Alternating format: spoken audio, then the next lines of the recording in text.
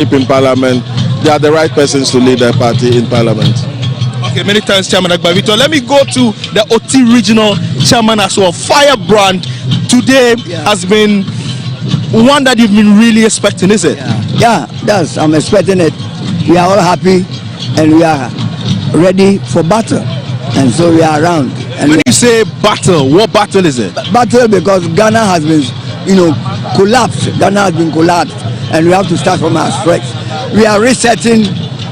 We are resetting Ghana, and we are taking it as a war, and we have to fight a battle to win the battle and to set. Yeah. Okay. Many thanks, Mr. Kandaba. Okay.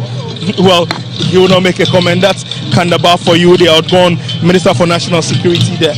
A lot of people have gathered here. Former heads of state are all arriving here at the Black Star Square, and shortly, once Parliament sits and the proceedings start, then the inaugural ceremony will kickstart officially. But the expectation is that John Mahama's speech, most especially, quite apart from the swearing in, would be that which will be reconciliatory, will be that which will give hope, will be that which will rally everyone around the Black Star, and to give a semblance of hope to the many people who have reposed confidence in him, not just from his party, but from really across the political divide as well. Back to you in the studios.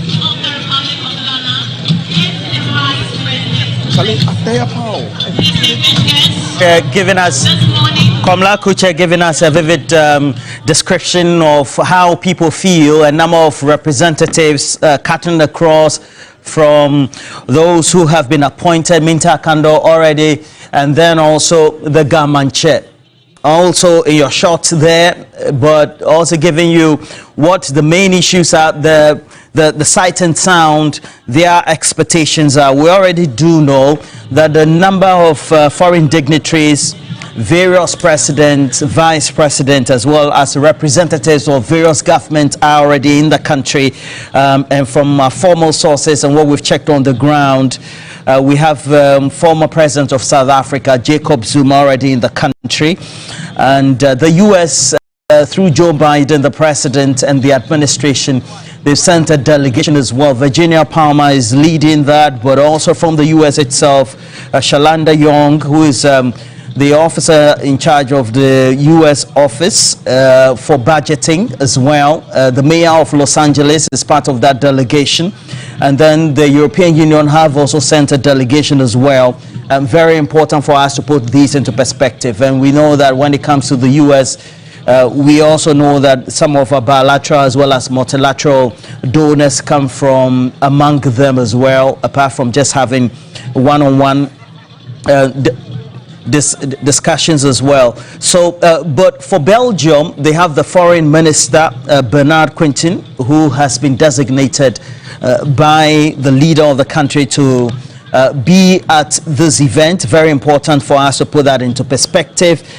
In Africa, I also have already reiterated the presence. We've already seen the pictures, live coverage for his arrival at the Kutuka International Airport. That is the president of the Federal Republic of Nigeria, President Tinubu, and then also from Kenya, William Ruto, the president of Kenya, is expected on the grounds as well. So an array of dignitaries from across various subcontinents, the continent of Africa, elsewhere, just to make sure that they are able to spice up this event. We're told that hundreds, if not thousands of people from across the country have been given invitation and to also be here. Former president of Nigeria, Goodluck Jonathan, and then also the current president, all of them walking in tandem, representing the Federal Republic of Nigeria.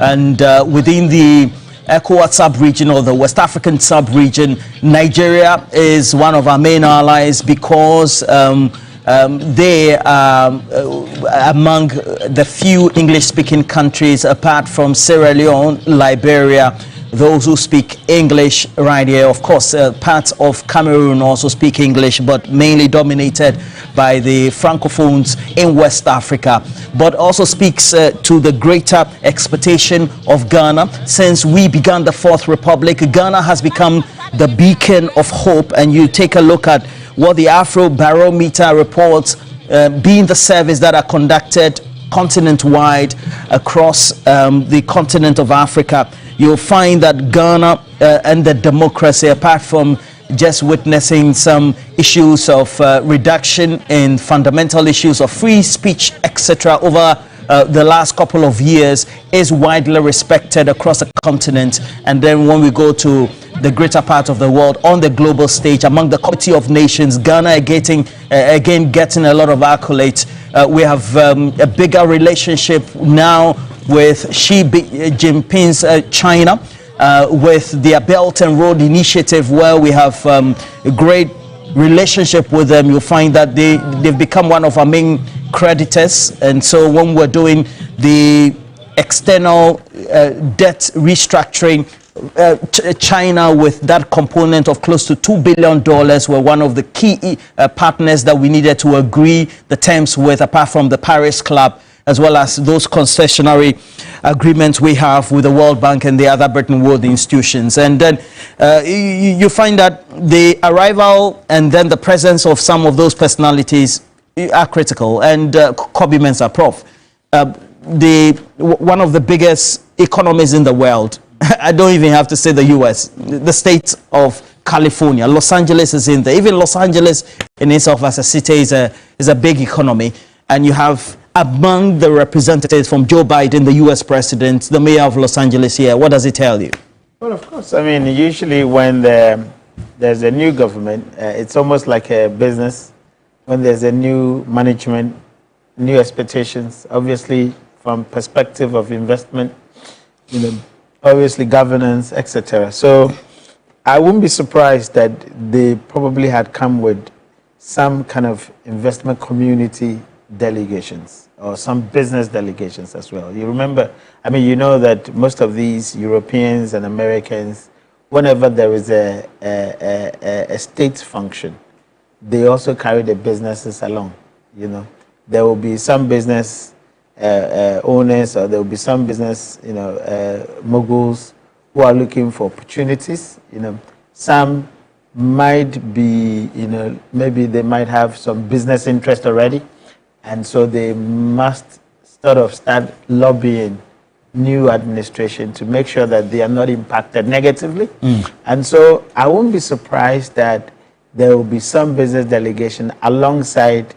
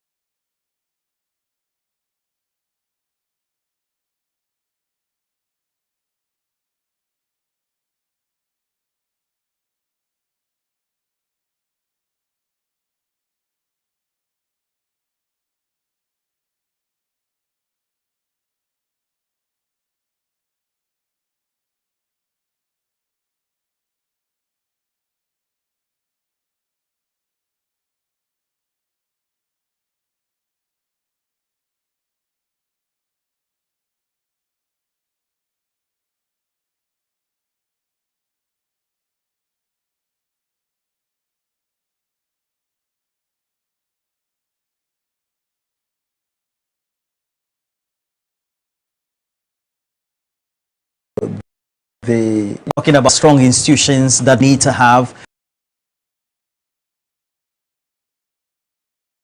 and the build-up, great presence of Kufuor, especially in relation to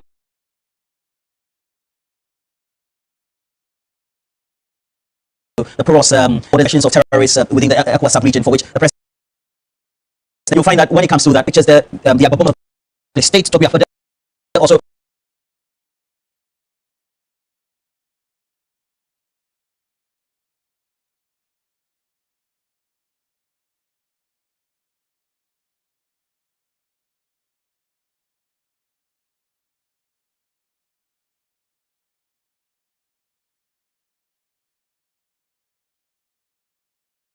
arriving in his official vehicle. And again, massive enthusiasm for this inaugural event at the Black Stars Democracy is being consolidated. How it has to be a continuation for the sub-region, for Africa.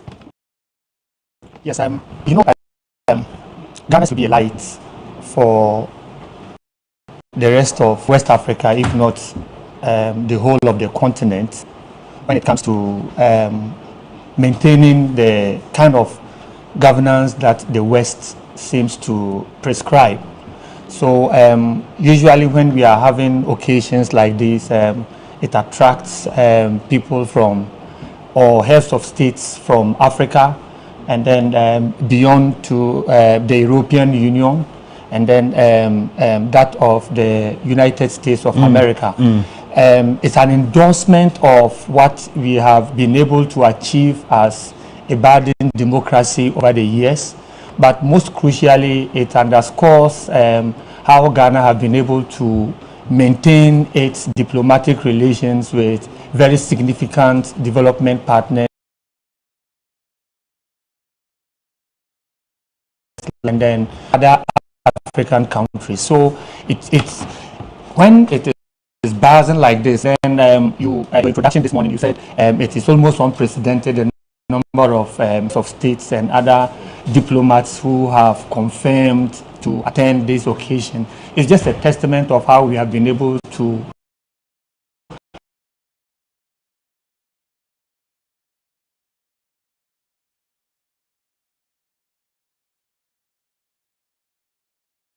maintain our diplomatic relations with these development partners, and also how we have been able to in our status as a beacon of democracy in the continent. So it's all good and well for us. We hope, like very early in the morning when people were trooping into the space, we had fears that we may not be able to control the crowd. So the atmosphere is calm now, and it is showing how we've been able to man the space, control the space, and I am thrilled by the number of people who have subscribed to this occasion. All right, yes. And so live pictures from the Black Star Square. If you are watching right here on TV3, you know that we're streaming across social media, YouTube, Facebook, share the stream. What do you make of this presidential inauguration already underway? You're listening to us live, 3FM 92.7. Security topmost, a number of the delegates also arriving in a formal bus, yes. Just also being shepherded by security. You'll find that when the delegations arrive, depending on whether they are representing various heads of government, among others, you also find in their mix the chiefs and the various traditional leaders of our country who also intersperse this live coverage we're giving to you. TV3, 3FM, live coverage, live from the Black Star Square. It is the presidential inauguration of John Dramani Mahama, second time coming alongside his vice presidential candidate or vice president-elect, Professor Nana Jane Opoku-Agyeman. And as you know, since 1993, we've done this to make sure that the Fourth Republic has been a beacon of hope, not only for Ghana, but for the rest of the continent. And since then, apart from President Jerry John Rawlings, we've had John Ejekon Kufuor from 2001, subsequently Professor Evans Atta Mills post-2009. Then we had also John Dramani Mahama and Nana Addo Dankwa Akufo-Addo, the return again as we're witnessing the swearing ceremony or inauguration of John Dramani Mahama. And look, and earlier on I talked about the discussions that President Nana Addo Dankwa Akufo-Addo has had with the various leaders across the continent, but more so even with the US, etc. But you take a look at the subcontinent where we are, the incursions by the terrorists, you come from the Sahelian regions, the concerns that have been raised by those countries in there, and then also how we need to consolidate that peace. You see that despite our differences, we're doing right by ourselves. Palgrave. Yes, very much. President Nana Addo Dankwa Akufo-Addo set a very good precedence. chairing the sub-region of ECOWAS, 2-term. You are aware as well that the President-elect John Dramani Mahama was also a chair of the ECOWAS Heads of State. There's clear indications of solidarity from the sub-region, and I'm glad to see that President Tinubu is here. He is now the chair of ECOWAS. So it's going to be a very interesting rendition of our democracy. I've received indications that our sitting Vice President, Alhaji Dr. Mahmoud Bawumia, and flag bearer in the 2024 general elections would also be at the swearing in, which goes a lot more into deepening of the democracy and the fact that we are one people. The fact that we have been able to transition from one government onto another government, the fact that we have one country to govern, and despite our different political persuasions and orientations, we want to be able to see that Ghana works. We want to be able to see that the vision Ghana is achieved and accomplished by everyone that is so given the opportunity. And His Excellency John Dramani Mahama hasn't got a lot of time to waste. He has to hit the ground running almost immediately. Prof was talking about the 24-hour economy.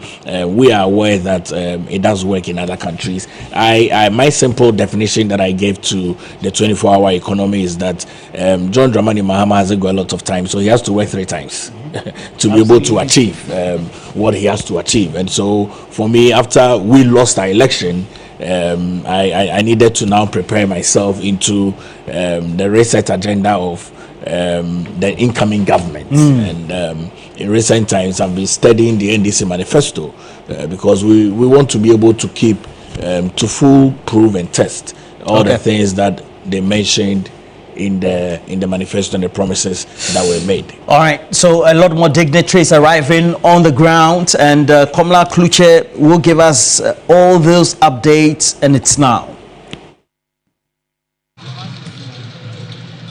Okay, many thanks to you in the studio as well. It's still the continuous coverage of the inaugural ceremony of the President-elect John Dramani Mahama. Well, a lot of dignitaries continue to arrive. The former heads of state are arriving, and there's been a lot of cheers from among the crowd. It's been excitement, it's been ecstatic and all that. But let's still get some reactions from people who are hearing. Professor Richard Asiedu is the Central Regional Chairman of the NDC. For you, what made the trick briefly in terms of securing the Central Region? Thank you, my brother. Central Region is a very diverse region with a lot of tribes, and so they term the place as a swing region. It's a swing region because we don't have the same perception about people and about politics. So winning the Central Region is always a Herculean task. So all the time people tell us, we give you the vice presidential candidate slot, yet you don't deliver. They think that Central Region is the only the Fanti constituencies. Central Region spans from Ewutu. We have Efutu, we have the Senya people, we have the Agona, we have the Gumua, we have the Fantamai, we have the Bremai, we have the Kumfi, we have Dangerous, we have the Asens, and we have the Chufu. So all this group of ethnic groups forms the Central Region, as I told you. So we have to devise strategies to suit every constituency before we could win the seat. We do not have the last of time, but for you, what's your expectation? Briefly. My expectation is that Central Region needs development and we need jobs. And the president has promised that he's going to use the eastern corridor of Central Region to build factories and also promote industries to help us get jobs for our teeming youth. That is our hope, and that is our mission that the government will do for us. Many thanks, Professor Richard Asiedu is the Central Regional Chairman of the NDC. Let's get some other view from congratulations in order to you as one person who has a keen interest in the politics of this country. What for you remains your expectation of the president-elect? Very good morning to your viewers. One would say a lot of people have, expectations are very high. But looking at John Dramani Mahama, what he's done before and what he said in his manifesto, I must say that he's going to deliver. I believe in him. He's going to deliver. And when should Ghanaians start counting down for him? Today is the first day, and so he gave us about 120 days promise. And so Ghanaians should be patient and then wait for him. I know he's going to deliver because he has done it before. This is not the first time he is going to sit on this seat. He's seen it before. And so when he says it, they should believe in him. Okay, many thanks. Dr. George Sipayanke, a veteran, a former boss of the Ghana Gas Company. What are you expecting of His Excellency John Dramani Mahama today? Thank you very much, and good morning to your listeners. It's only me alone. A lot of Ghanaians have got expectation from the president, and based on our party manifesto and the promises that he made, I'm sure a lot of them are going to expect rapid and speedy restoration of the economy, so that they can also enjoy the benefit of a very good economy. You know what? President Mahama has lined up a solid team of people who are ready to move and shake the foundations of our economy, so that they can reset the economy by removing all the structural bottlenecks, so that Ghana will begin to grow. Because until we do the restructuring of the economy, all the efforts that have been made will lead us nowhere. We continue going to the IMF, and it's important that Mahama has made it clear he is coming to focus on the real sector of the economy. So that is the way we can grow the economy. Real sector of the economy will not happen if the energy sector will not. We'll come back to you again. Let me take a few thoughts from you, sir. What's your name? Francis Agbozo. Francis Agbozo. What's your expectation? I expect everything should go on well today. I expect that everything should go smoothly, because this is what Ghanaians want and they have it. So I want it to go smoothly. All right. Many thanks. Well, I've been joined by my colleague Eric Mawina Egbeta, who will be doing much of the commentary. It's been long and very stressful for media general and TV3 as well. For you, this wraps up everything. What's your expectation? Well, like you mentioned, the long road is almost nearing its end with this.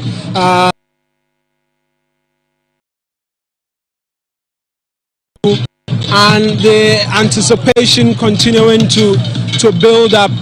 We can only look forward to what is expected to happen, and particularly that inaugural speech that will be delivered by the president-elect, who shortly will be sworn in as well.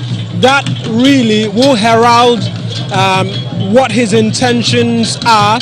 It's been a long drawn battle for him up until this point. He's campaigned strongly on the promise of resetting almost everything in this country, and a number of questions that have been asked as well. We cannot tell really what's making the crowd. Yeah, we cannot see, because a good number of people have been told that if you are inside the cordoned off area, you cannot see what is happening. But those who are in the popular stand, quote unquote, they are really enjoying what those who are arriving and all that. We cannot see and do not know. Absolutely, but we know that the former president John Agyekum Kufuor has arrived. We caught wind of that announcement when it came through as well, and then a host of other dignitaries. I've seen the U.S. ambassador as well make her way through, members of parliament. Like Jonathan as well, he bypassed that a short while ago and denied us an interview, even though. Well, so a host of dignitaries expected to be here. We've been hearing from even speaking. The sheer number of individuals who are deciding to be a part, heads of state from the West African sub-region, and then other parts of the continent, and then the rest of the world, perhaps should be a sign for many who are watching from their homes that perhaps the good tides may be returning to the good people of Ghana. But again, I make the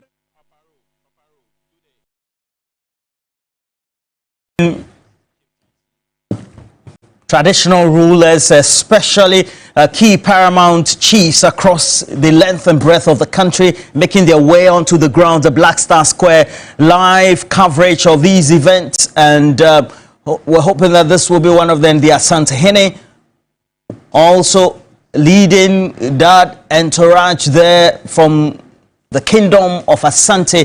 Kofi Adams, the Member of Parliament for Boem, alongside other dignitaries and parliamentarians, also well seated, interacting as they also await the formal commencement of this historic presidential inauguration of John Dramani Mahama, the second time coming of him, just taking over from President Nana Addo Dankwa Akufo-Addo, alongside his Vice President, Dr. Mahmoud Bawumia, who, by the way, is also there, and the from band from the Ghana Dance Ensemble, well placed, as well as the other cultural troops, also displaying traditional regalia, dance, renditions of songs, representing tradition, culture across Ghana for this very day. On your screens, and if you're just listening on 3FM 92.7, also those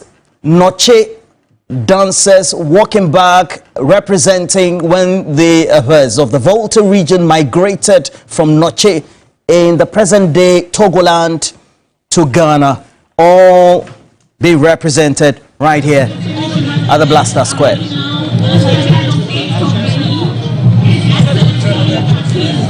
Remember this coverage, we as a team, myself, Pakwesi, Nashoko, will be wrapping up, and then we have the next team also coming in, the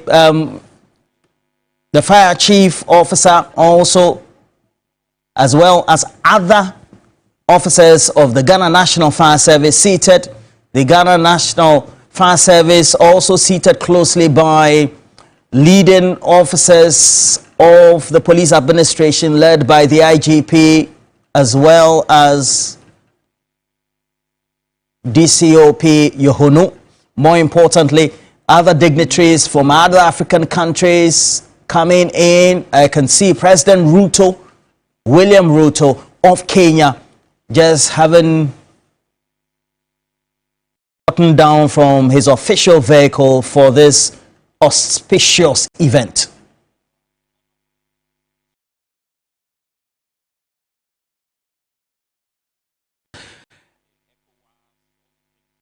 Dr. Alinyaba, the presence of these important dignitaries, especially the heads of state, what does it signify for us for this important day? Yeah, I already said that it's just a sign of how Ghana have been able to maintain its diplomatic relations with other countries in Africa and beyond. And it is credit to all the regimes from the beginning of the Fourth Republic and beyond up to this day. So it is something that is testament of how we have carried ourselves as a nation, as a beacon of democracy, so they say in the continent. Yeah.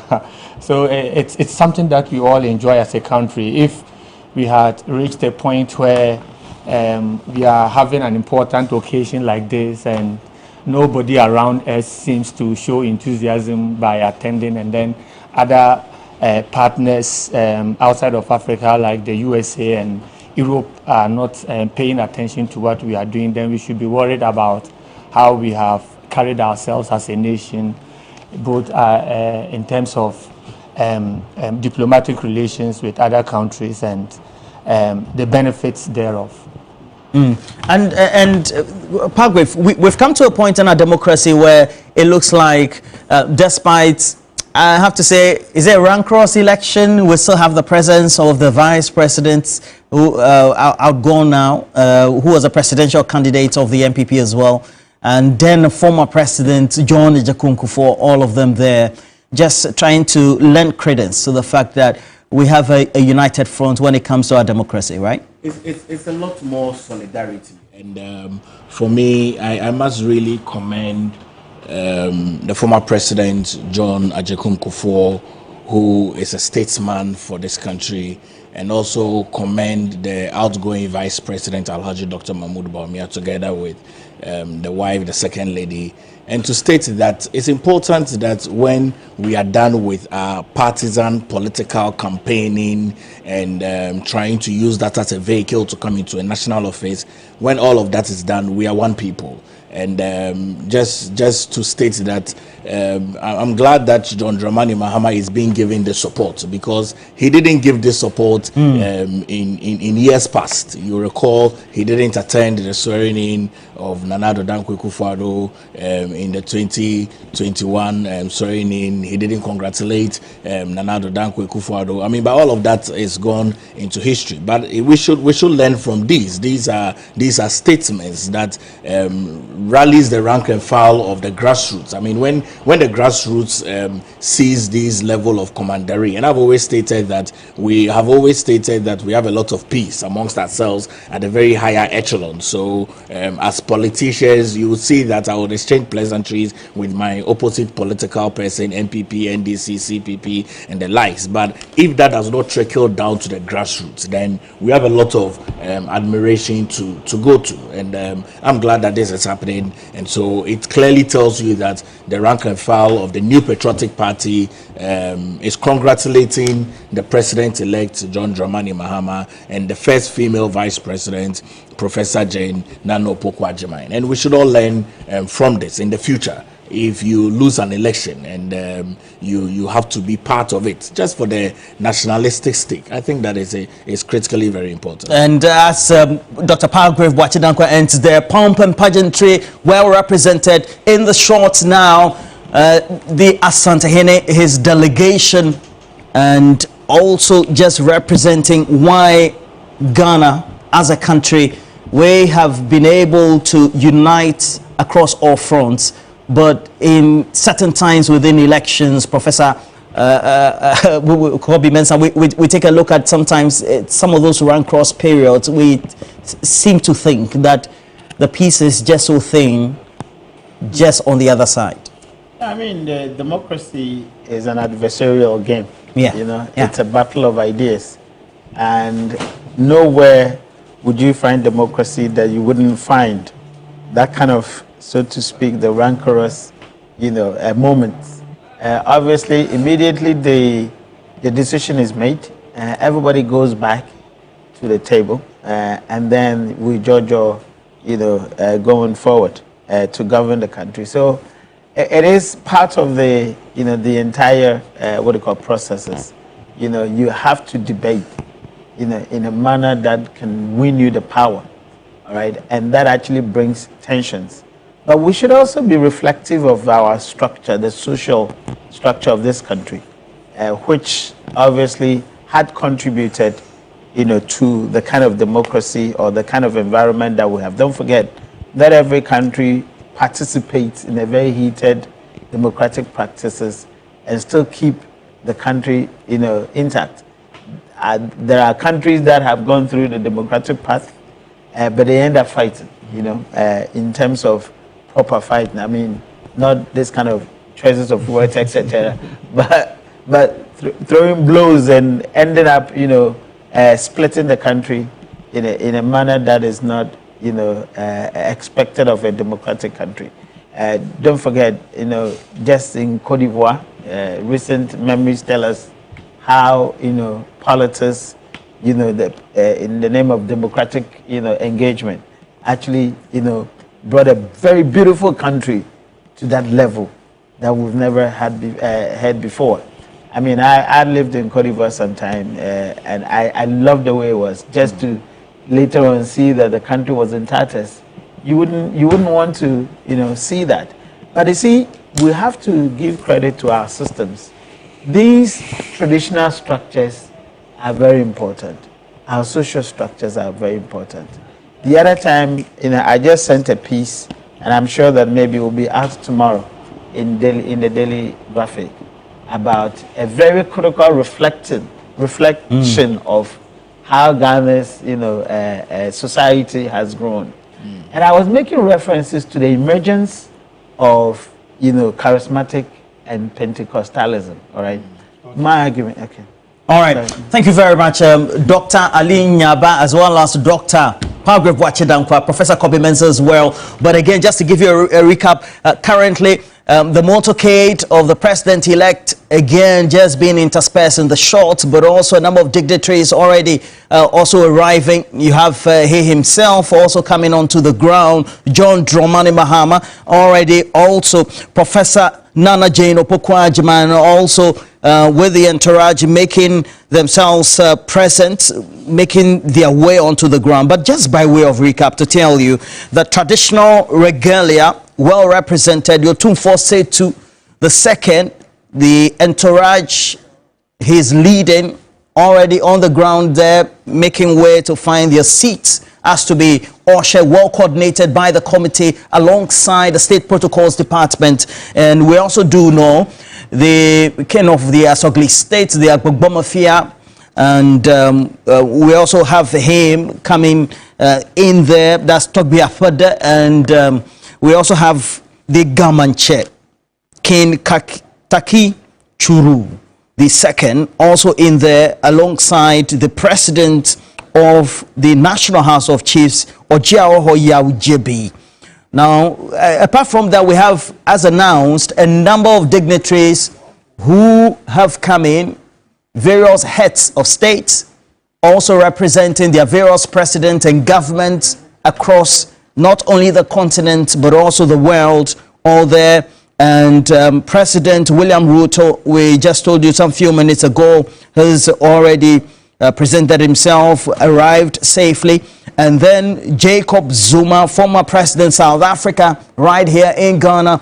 Alongside, we have the various heads of the various security services, not only the Ghana Armed Forces, the Ghana Police Service, the Ghana National Fire Service, and all of them ready, and the team who are leading the dispatch for the incoming president, the president to be sworn in, also having those live pictures being interspersed in this great coverage by TV3, 3FM 92.7, streaming live, and you can always now.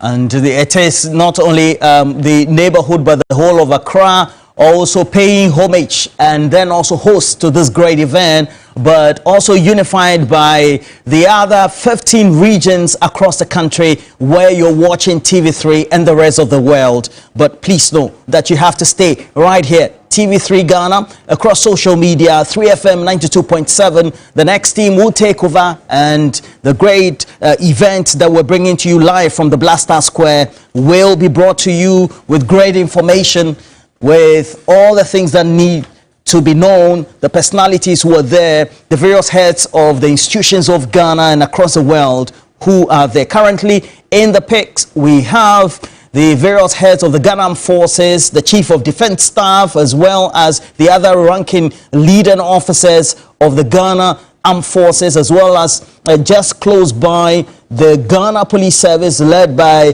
Dr. Ekufu Dampare, the IGP. And then just next to the police service, we have the Ghana National Fire Service. And the next team certainly will be taking over, bringing to you this live coverage.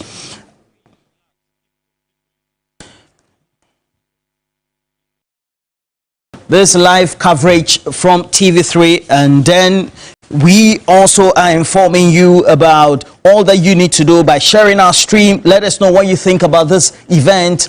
Blaster Square is where the main event is taking place, the presidential inauguration of John Dramani Mahama. So far, the Ghana Dance Ensemble have been giving to the attendees as well as viewers great renditions through their big phantom from drums and giving renditions of music. Also, we have big cultural troops, not only from the Ghana Dance Ensemble, but also various cultural groupings who also are making display of a number of activities. So far, we've had some interactions. Komla Kluche, Armstrong, all the grounds, giving to you vivid picture live with the dignitaries as well as the various heads from across the continent, not only presidents, but also those from the various parliaments of the continent, others also representing their various governments, and this is a sight to behold.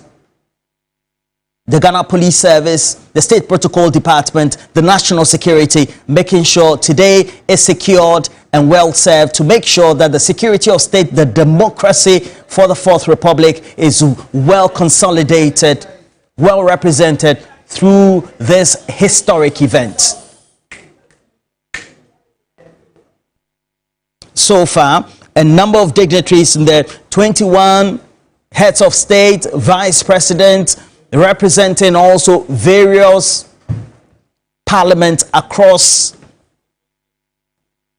the African continent and the world, all right here.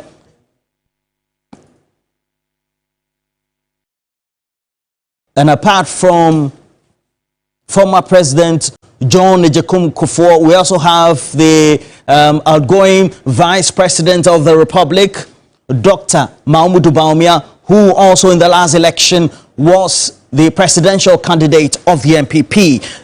He is there alongside the former Second Lady, or the outgoing Second Lady, Samira Bawumia. A number of important events also taking place alongside this very great event at the Blaster Square. Now, for the U.S. delegation sent by the U.S. President Joe Biden, it's led by Virginia Palmer, who is the resident ambassador representing the government of the United States, Virginia Palmer, and then also having representatives and from the Los Angeles mayoral office, and then also the U.S. budgetary office led by Shalanda Young, among others who are also at this great event. The European Union, they've sent a delegation as well. You can find also in your pictures Akuya Sana Danswa, a former member of parliament for North Dying, and then other dignitaries also making their way onto the ground. The inaugural event for President-elect John Dramani Mahama, as well as the Vice President-elect Professor Nana Jane Opoku-Agyeman. Just in case you're watching either on the streams of 3FM 92.7, as you're also listening, or also watching right here on TV3, please make sure you share the stream. The various heads of the security services also there, just making sure that the right things are done, marching through. Also very historic and important, President outgoing as he would be, Nana Addo Dankwa Akufo-Addo, having some interactions on the seat, as well as where he's seated on the dais with a number of dignitaries. And this is beautiful. Ghana's Fourth Republic being heralded, being historically shepherded by great security, great events right here for this event that is taking place. The outgoing president, Nana Addo Dankwa Akufo-Addo, the incoming president-elect, John Dramani Mahama, and where else can you get it than right here on TV3, also listening on 3FM. If you're watching the streams, please make sure you share. Great history being made today, and also telling you how far we have come since 1992, following the ushering in of the 1992 Constitution as promulgated and again put together by the Consultative Assembly.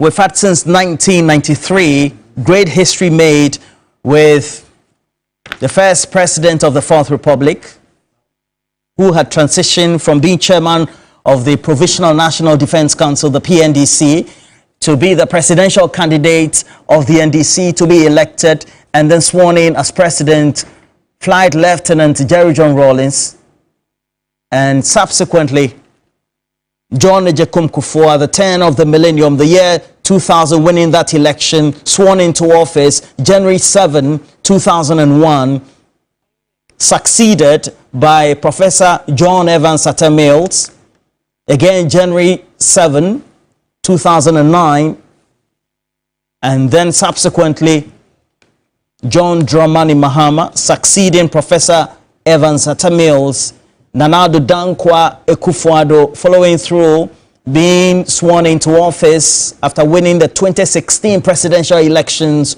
on the 7th of January 2017. And here we are today, the 7th of January 2025. Historic as it is. The comeback of the former president as the president-elect and the national chief imam, Nuhu Sharubutu, Sheikh Nuhu Sharubutu, also at the grounds. Very important. And Joseph Akable, historic. You take a look at where we have traveled from in the Fourth Republic, you'd say that the numbers count, but also the events are very important, and how we've been able to, as a country, maintain these events up to today, the 7th of January 2025, the presidential inauguration.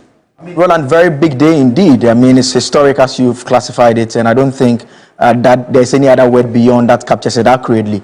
I mean, since 1992, when this current constitutional dispensation took off, what we have seen is a conscious effort by the people of Ghana to ensure that, one, they go to the polls and cast the ballot, and two, to ensure that there's a peaceful transition where necessary.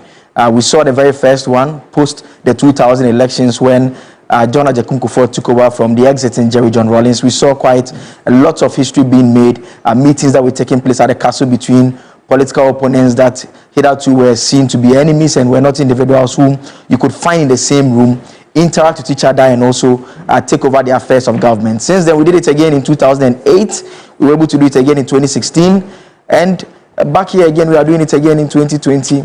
I mean, entering 2025 now. And so it's been one journey that the nation has been on for a while now. We've learned a lot of lessons from it, and it keeps getting smoother by the day. I mean, this time around, thankfully, what took place in Parliament was quite important. It was quite a peaceful process that took place as compared to the other parliament in terms of the key events. And we need to state quite clearly that this is an event that is actually a parliamentary session, because under Article 53 of the Constitution, the president-elect is to take the oath of office and oath of allegiance in Parliament. The constitutional provision says before Parliament, which means that in the presence of Parliament. And so that takes place in Parliament. And we saw in the earlier republics when, if you pick Dr. Kwame Nkrumah, for instance, taking the oath before the National Assembly, and same happened within the Busia era as well. But since the Rawlings era, we have it taking place at the Independence Square. So it becomes an extension of parliamentary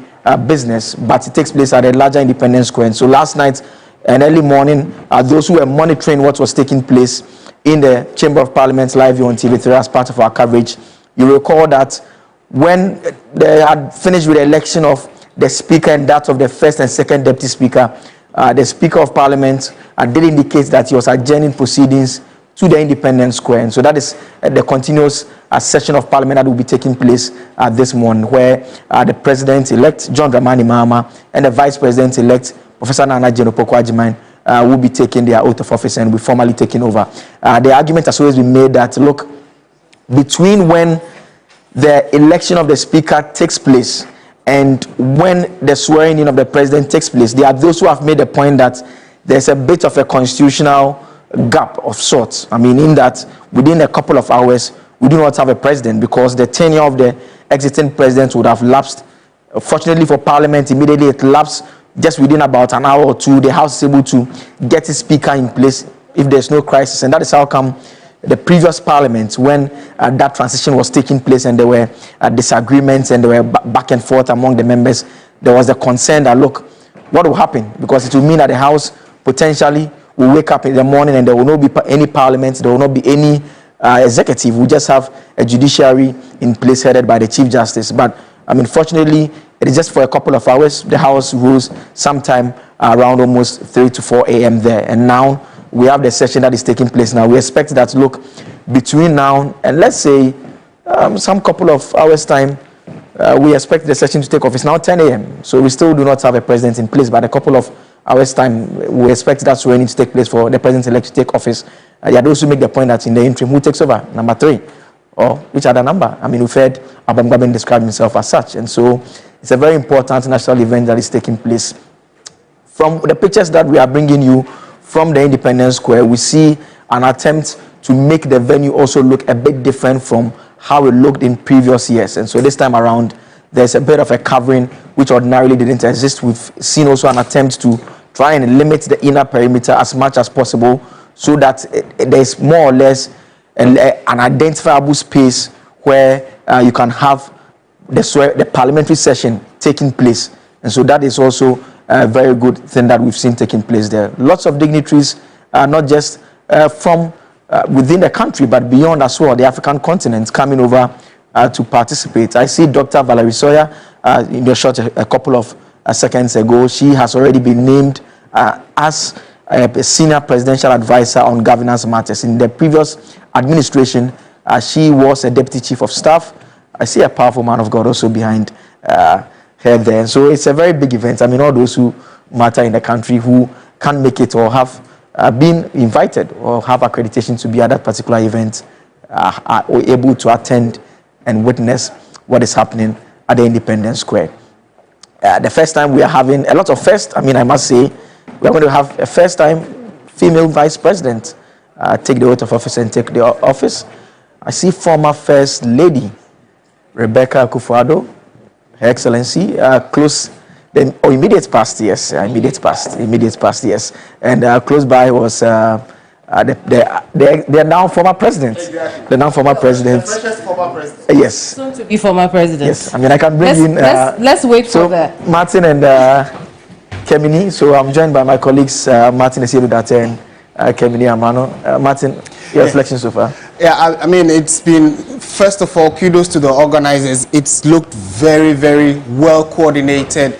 Right from the onset when we saw the canopies going up, the laying of the green carpet, I think they are trying to represent the colors of the national flag as much as possible. And so the floor where most of the dignitaries will be walking on is green. And then you have the topmost part of the canopies being red, and then a few yellow patches around just to, you know, trumpet the specific colors of the Black Stars, which has dominated a lot of African flags if you pay particular attention, and many of them have been attributed to what the former president of the Republic, Dr. Kwame Nkrumah, started. So they thought that, I mean, there are some scholars who have said that the red, gold, green that runs through many of the African flags is as a result of the influence of Dr. Kwame Nkrumah on the continent, who we can also attribute the continental unity of a single Africa to. Dr. Kwame Nkrumah was actually strongly pushing that agenda of a united Africa based on those colors, etc. But as we speak, many people look very excited to be part of this momentous segment of our growing democracy. And as of now, we are told that about 21 heads of states from different countries have shown interest. Many of them have arrived. I'm told that 2 or 3 more are yet to be picked up from the airport, and then they will come straight to the event grounds. And again, the organizers have clearly demarcated. So if you do not have accreditation or a certain type of accreditation, you can't just access any and everywhere. And so many of the locals or people around who would want to observe this are sat under the main shed that is at the Independence Square. Then the canopies and tents that have been built are for the special dignitaries and invited guests who will be filling up those places. And so on your screens now, you can see the members of the judiciary going to take their seats, filing to go take their seats. Again, the head of the judiciary, that is Her Ladyship Gertrude Tokonu, yesterday was in Parliament to swear in the Speaker. It was quite interesting, the developments in Parliament from last night. Many of them are also expected here to actually form a parliament. So the president can only be sworn in the presence of Parliament. So on these grounds, Parliament is expected to actually sit and start proceedings, and then it will be on the back of that the president will be sworn in. So just a reminder in terms of where we are with the event, the order of proceedings as has been made available from the organizers, it starts with all guests being seated. The members of the diplomatic corps, they are also seated as well. Then you have members of Parliament seated. Then from there is the arrival of the former presidents, then arrival of invited heads of state. Then the next step becomes Her Ladyship, the Chief Justice and Justice of the Superior Court, enter the chamber and take their seats. And so that is where we are currently in terms of the event. And so from it's also safe to say that the event is about 21 minutes late, because based on the brochure, at 10 a.m. we should see the Right Honourable Speaker calling the House to order. We expect that to take place in a tad. And you were talking about, Martin, about the colour coding, and the colour coding is meant to also direct the dignitaries where they should sit. Right. We know that one of the yellow tents will be for the incoming First Lady and her family, you know, the first family, so to speak. On the other hand, will be where the parliamentarians will also sit when the Speaker calls the House to order. We know that the other tents are also for the dignitaries, depending on where you're coming from, whether it's a mission or you know, it's an embassy, so to speak. And so the color coding, very much like the flag, but it's also specific to direct people where they will sit today. As they have already packed the place, you can see that, listen, we are almost there with the new government. Once that swearing in takes place, it's a different era for this country. And you know, when people talk about the history, the historic nature of the event, it's a lot of attention on the return of a former president. We don't talk a lot about the fact that there is also our very first female vice president. You're absolutely right. You know, because it's absolutely huge deal for this continent. It is. A continent where many women are emerging as leaders of the country. It's good to know that we are inching closer to that. We have our very first female vice president. Earlier in the year, Namibia had chosen its very first female president. And so it's good to know that we're here on the doorstep of doing the same thing for women in this country. And I think I agree with Kemini perfectly. It's a significant step in that a lot of the times when you are aiming for the roof and beyond. And now there's a certain level that you can look beyond now.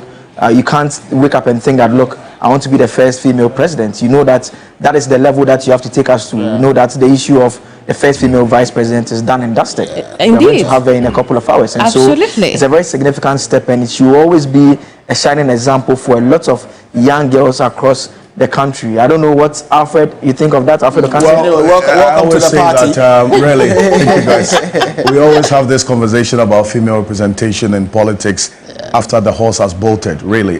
Because before we get into an election, you know, we'll talk about it, you know, once a while. But then afterwards, then we start saying how many MPs who are female have been elected into this 9th parliament. In fact, if you look at the numbers as of the dawn of today, when the roll call was made in parliament, the previous parliament we had 40. The number has reduced, unfortunately, Kemini.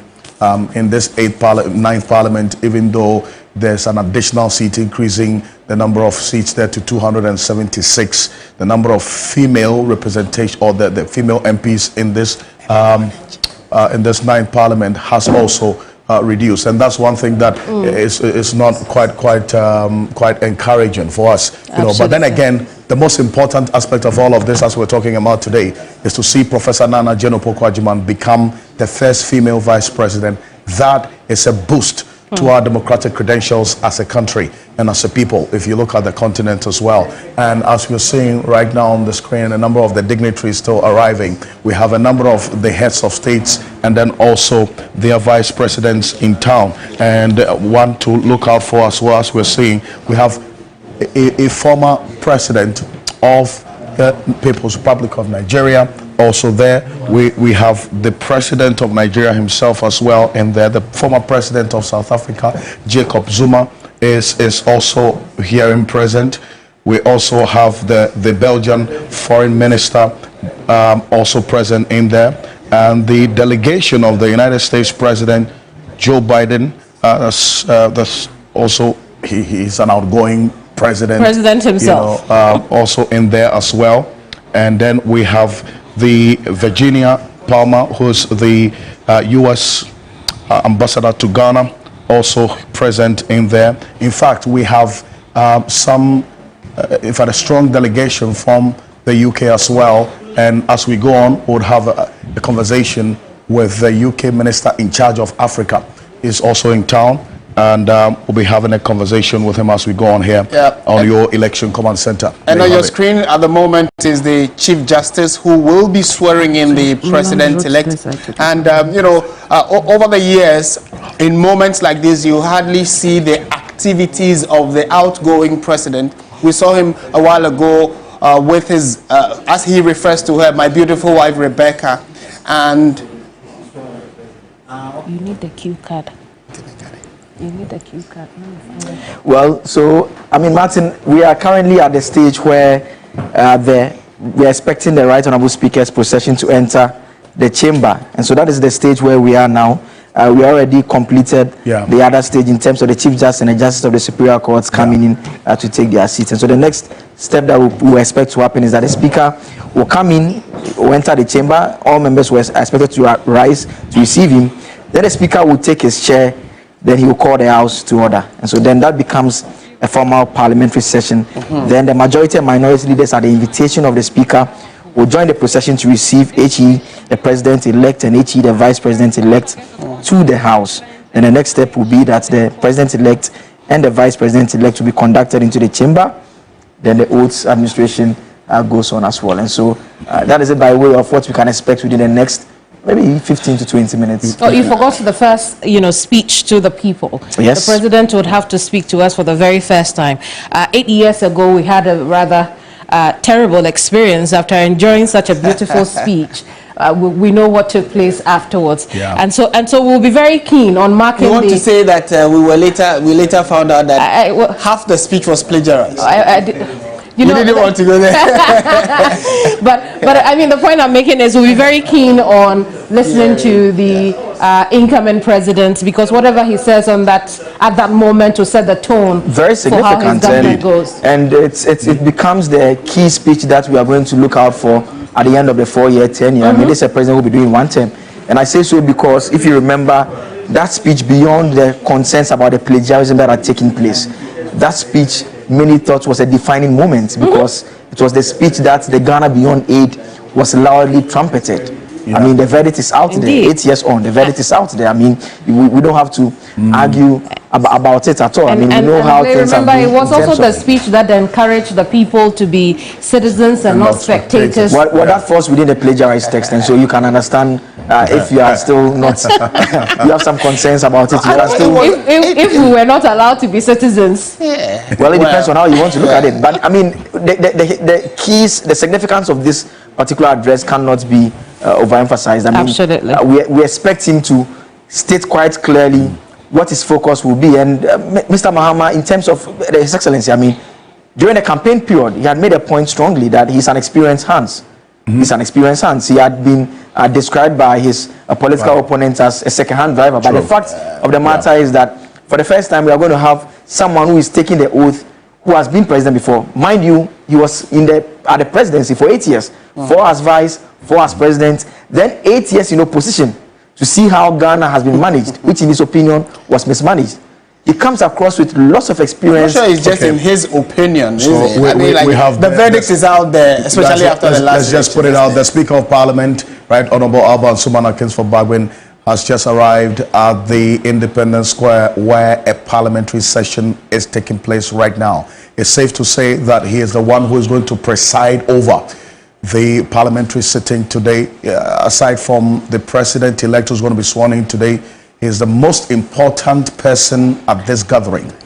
If the Speaker hadn't arrived, we still cannot proceed with this particular swearing-in ceremony. So with the arrival of the Speaker, what you see there is the maize, and that has been set right before the Speaker's seat.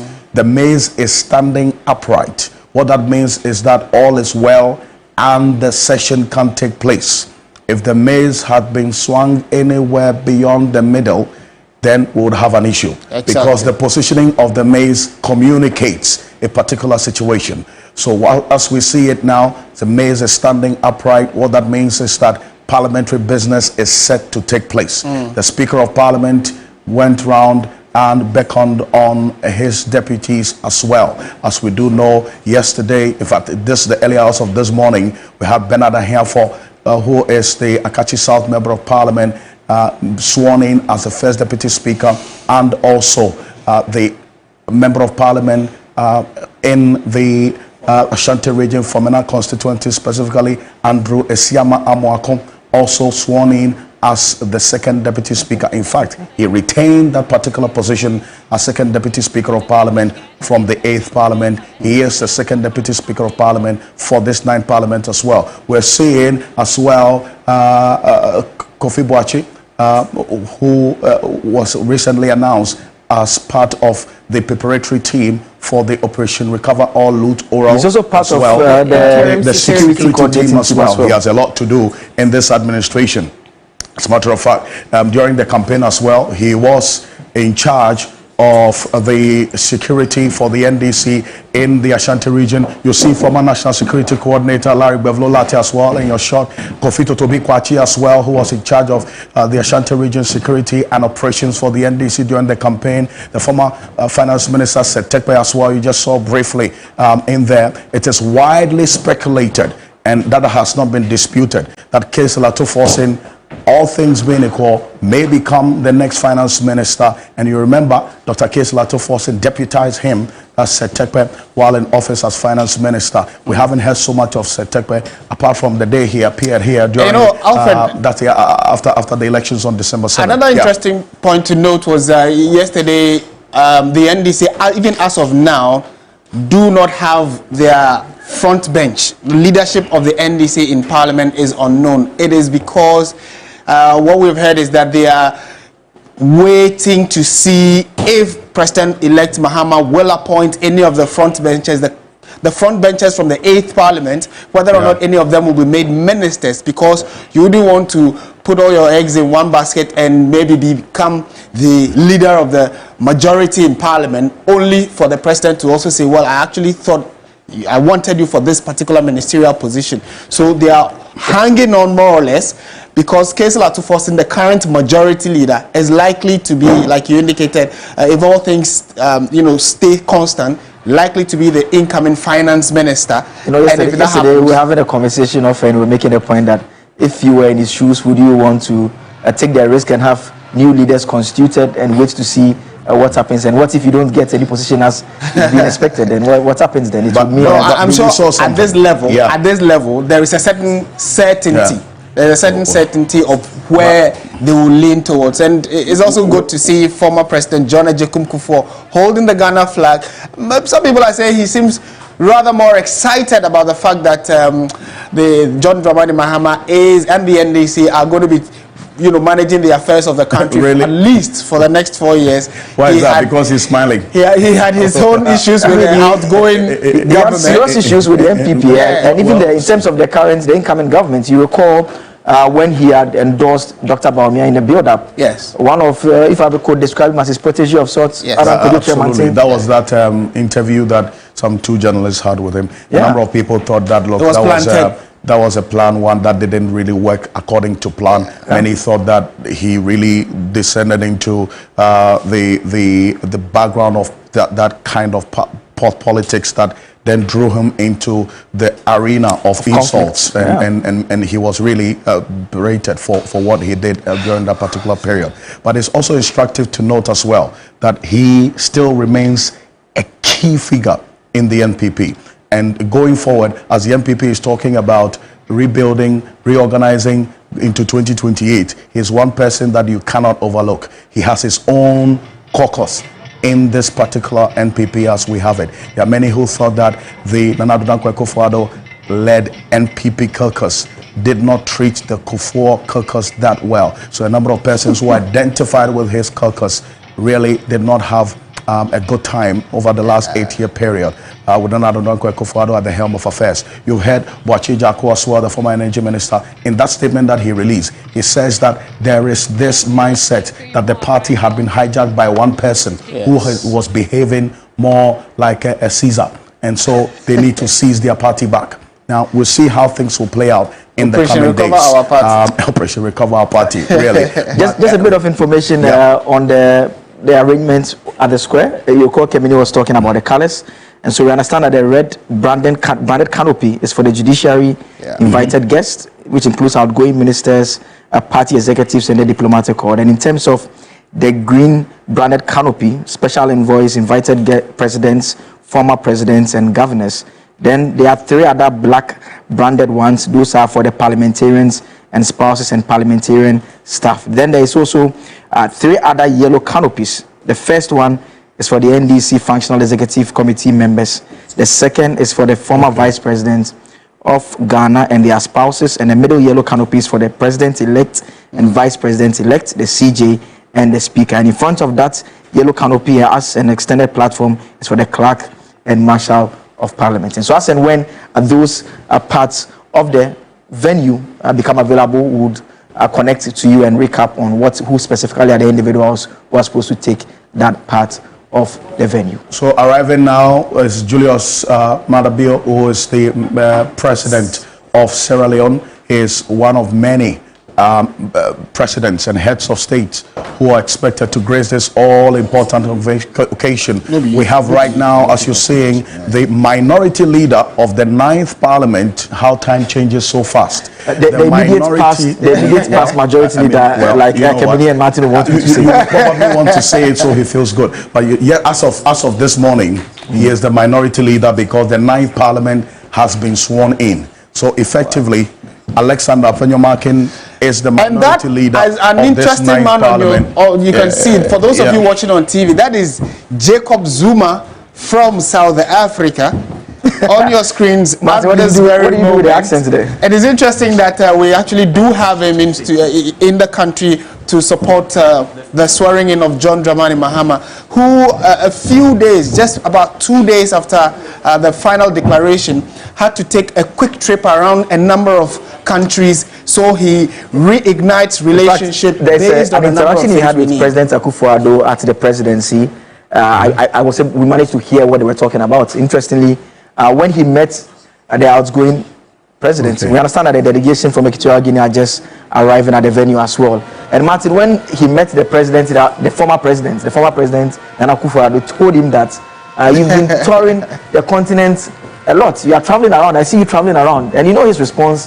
He said that, look, he wants to hit the ground running. And he does not want to travel once he takes over. So he wants to have time to settle immediately he takes over. And that is how come he was doing the tours that ordinarily he would be doing once he's taking office. And so that comes back to the point that we're making earlier on about the fact that, look, this is someone who is an experienced leader. He's been there, he's done that. He knows the terrain. Of course, there might be a change or two based on what has happened in the last few years when he was in opposition. He didn't have direct access as president to some of the key decision makers on the continent and beyond. So it is instructive to especially many people who are watching, and based on the level of expectation of the president-elect, he had to quickly touch base with a number of the presidents of other countries, especially those that we have good bilateral relations with, to trigger or initiate conversations regarding what kind of assistance they can give us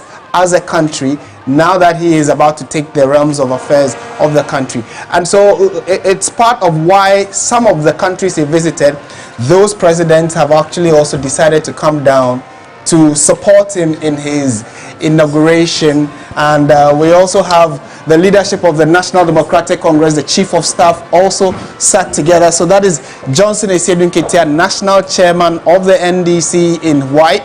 On his right, we have Julius Debra, who is the Chief of Staff. That was not in doubt because he was Chief of Staff when Mahama was president and was actually his right-hand man throughout opposition. I am personally amazed that the Rwandan president, Paul Kagame, is also in Ghana. I mean, it's amazing to have such dignified personalities on the continent come around to observe and grace the occasion. And some people of a certain level of repute have talked about how Ghana and Rwanda are the shining examples of what the continent can be if we are focused as a people in trying to help Africa out of its current doldrums and challenges. And Rwanda has been touted as a shining example on the continent. As we speak, many people have said, and personally I've also observed how Rwanda, their capital Kigali, is the cleanest cleanest city on the continent, and President Paul Kagame has been very instrumental in getting the country that had serious genocide in 1994 come out of that genocide, and now a shining example on the continent. So it looks like Ghana is also on the same path. Martin, I have been to Kigali before. It's a beautiful country. Very, very beautiful. And what's amazed me about Kigali is the fact that, look, the land space is not particularly flat like we have it in most parts of the country. It's quite a hilly area. Yeah. But they've been able to build such that they make good use of space. Yeah. And so because if you have a limited flat space, you go down a lot before you raise the building up. It's also a very, very clean country there, and so that is very important. And it's the way they are orderly as a country that surprises me. And you know, so when I asked him what he thought about Ghana, he said that a lot of them were looking up to Ghana. And you know, Ghana and Rwanda also have a special relationship because Koku Anyidoho's father, coincidentally, happened to be one of the officers who was leading the delegation of soldiers at the time when they had the genocide there. Well, and it's interesting. It's interesting how we are all talking about Rwanda with so much delight. Let's one day talk about Accra with such delight. And that is why it's necessary to look at that example. The president-elect John Dramani Mahama is arriving now at the venue that is the Independence Square, where the parliamentary session is taking place as we speak. So this is the moment all the persons, and in fact everyone watching us, has been waiting for. The president-elect John Dramani Mahama has arrived at the Independence Square. The ceremony will take place, in fact will proceed in the next few minutes. As you see them, Sheikh Osman Nuhu Shaributu, the National Chief Imam, Dr. Sheikh Imam Nuhu Shaributu. See there also, you have one of the key persons in John Mahama's campaign, Professor Joshua Alabi, who sat with Kemini Amano not too long ago on hot issues, and he detailed the strategy that he also put in place and the role he played in the NDC winning power again after 8 years in opposition. And this is the moment, as we're seeing right now, with the arrival of President-elect John Dramani Mahama. Kemini, this is the moment we've all been waiting for, is it not? Absolutely. And look at how packed the places. We are indeed ready for history. Let me quickly bring in my guests, pick their quick thoughts on events we are seeing so far. Prof, I'm going to start with you. The day has begun well. We're seeing the number of dignitaries and people who have thronged the Independence Square. What are your expectations of today? Your quick thoughts. Okay, thank you so much, and good morning to your viewers. I think it speaks very well of our democracy and how far we have come as a country. But largely, the whole concept of inauguration is a generic term that represents three key things. So one, we are looking at the pomp and the pageantry that comes with this. Two, we are looking at the swearing in of the president-elect and then the vice president-elect. And then three, we are looking at the inaugural speech. That is the first policy position that the president-elect is going to deliver. In some countries, it's usually meant to address ill feelings and unite a country that has been divided as a result of a campaign, hectic campaign, or any other thing that might have happened in the past. In some cases, it can be used to appeal for support of the country to rally behind him. Prof, unfortunately, we're going to have to go. Alfred, where are you taking us now? So we're going straight to the Parliament House at the Black Star Square. The Speaker is speaking now. Honorable majority and minority leaders may proceed now.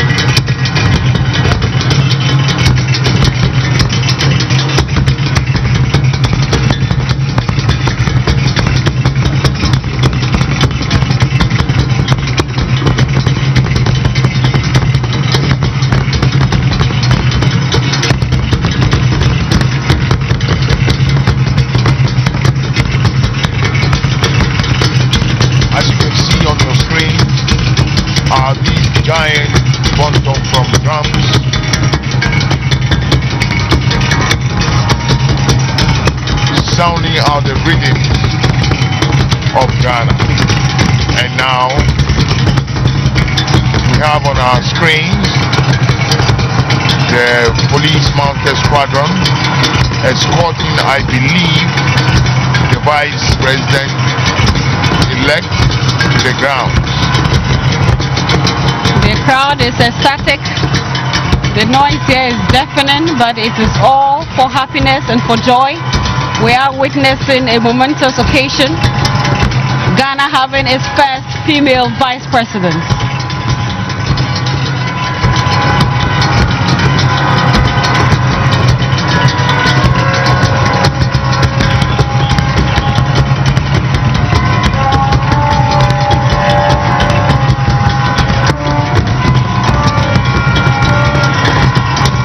The bedlam here is intense. It is intense. There is much joy, happiness, excitement, all in readiness for what we are about to witness. And security is also in full force. We have various security personnel deployed to ensure the total safety and security of personnel. They are all playing critical roles to ensure that this event goes seamlessly, devoid of any major hitches. We have rich display of culture.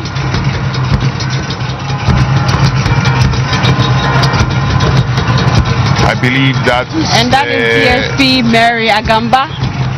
She's in charge of the police mounted squadron. Invited guests arriving now is the President-elect of the Republic of Ghana, His Excellency John Dramani Mahama.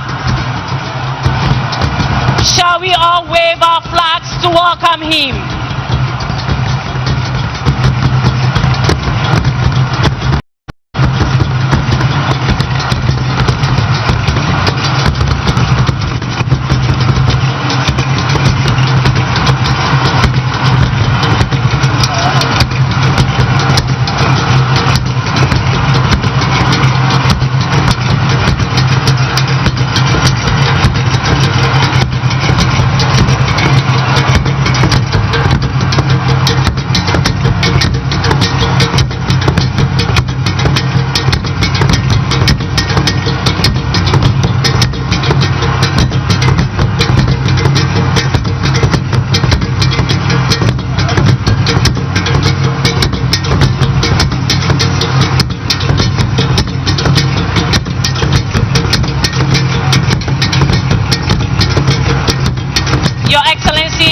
Invited guests.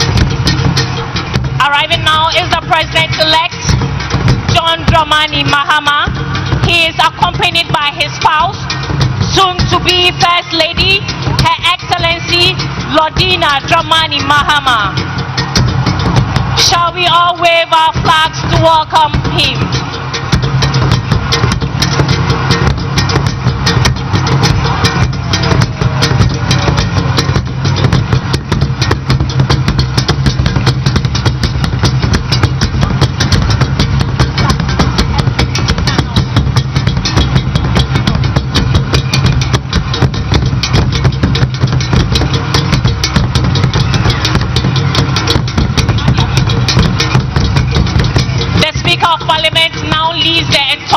Into the Chamber of Parliament here at the Black Star Square. The entourage of Parliament includes the Clerks of Parliament and other senior officials of Parliament.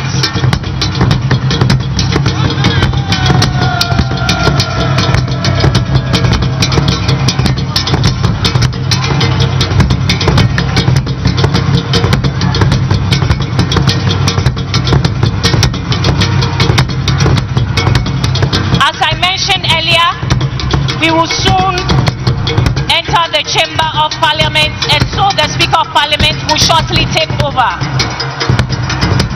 Shall we please rise as they process into the chamber?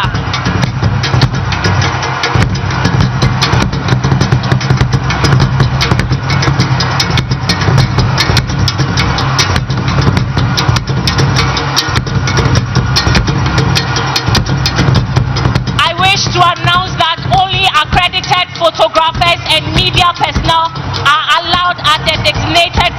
on the square.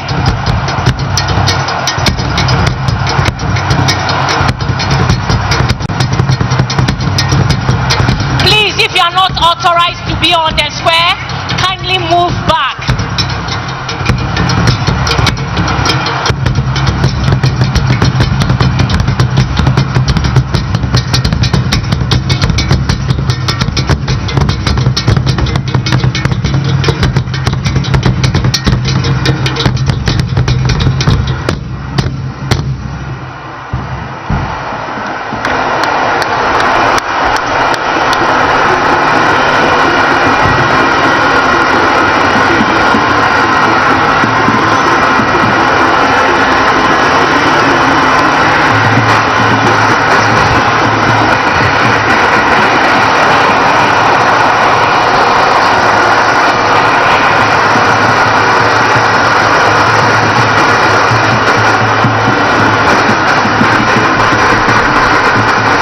Honorable members, you may now resume your seats.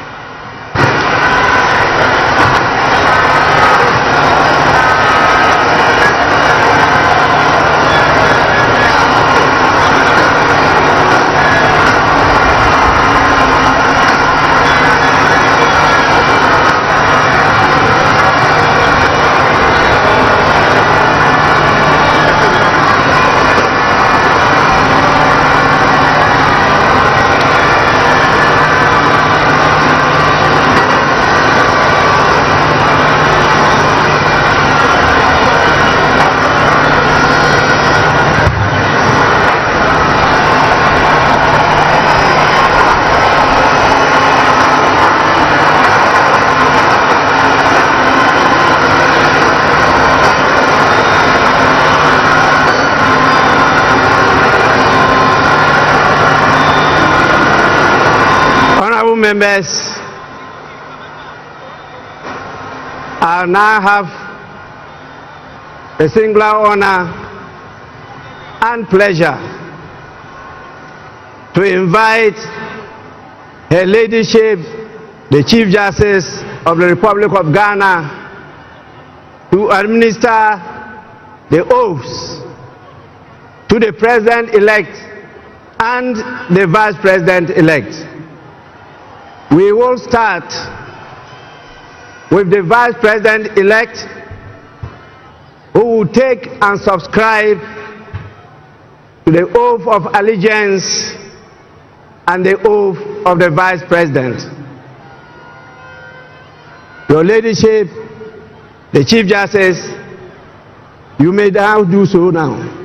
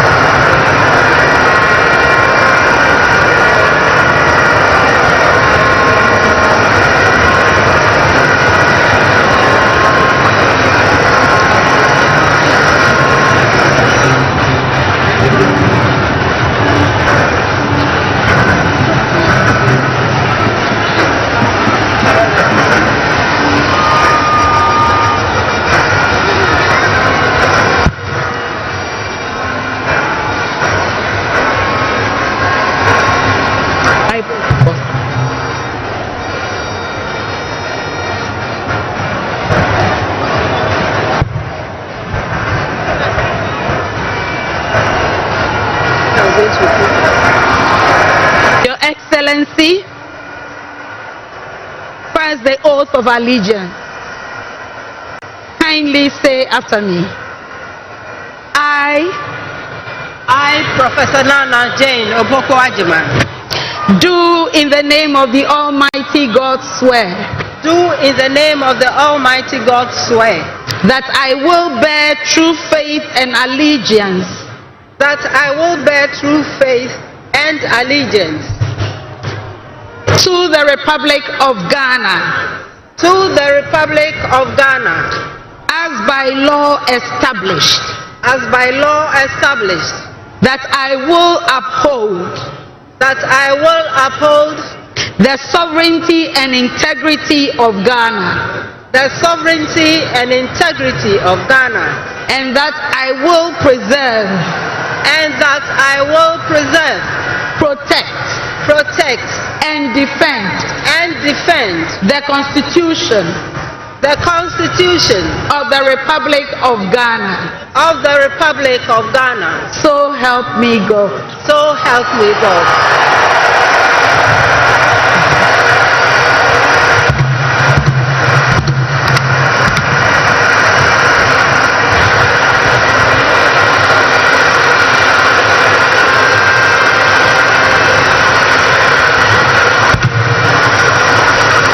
Your Excellency, now the oath of the Vice President. I, Professor Nana Jane Opoku-Agyeman, having been elected to the office of Vice President of the Republic of Ghana,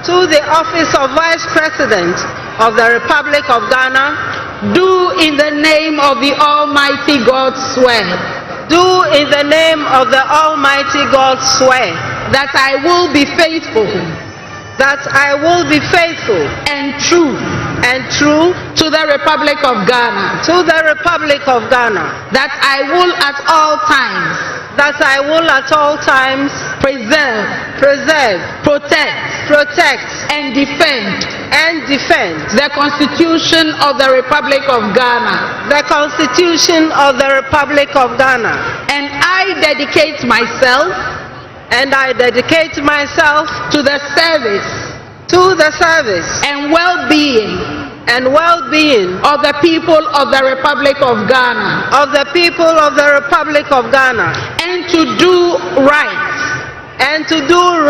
to all manner of persons. I further solemnly swear that should I at any time break this oath of office, I shall submit myself to the laws of the Republic of Ghana, and suffer the penalty for it. So help me God. Congratulations, Madam Vice President. Thank you. Lift your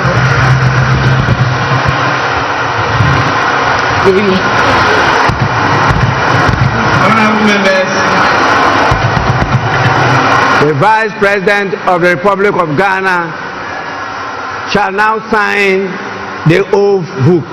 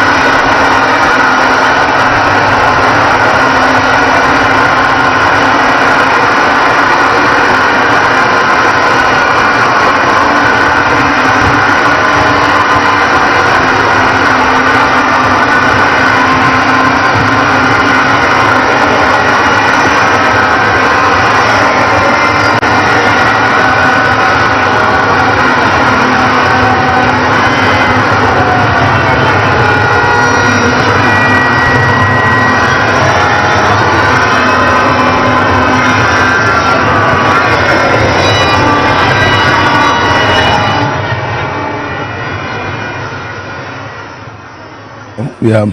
Okay.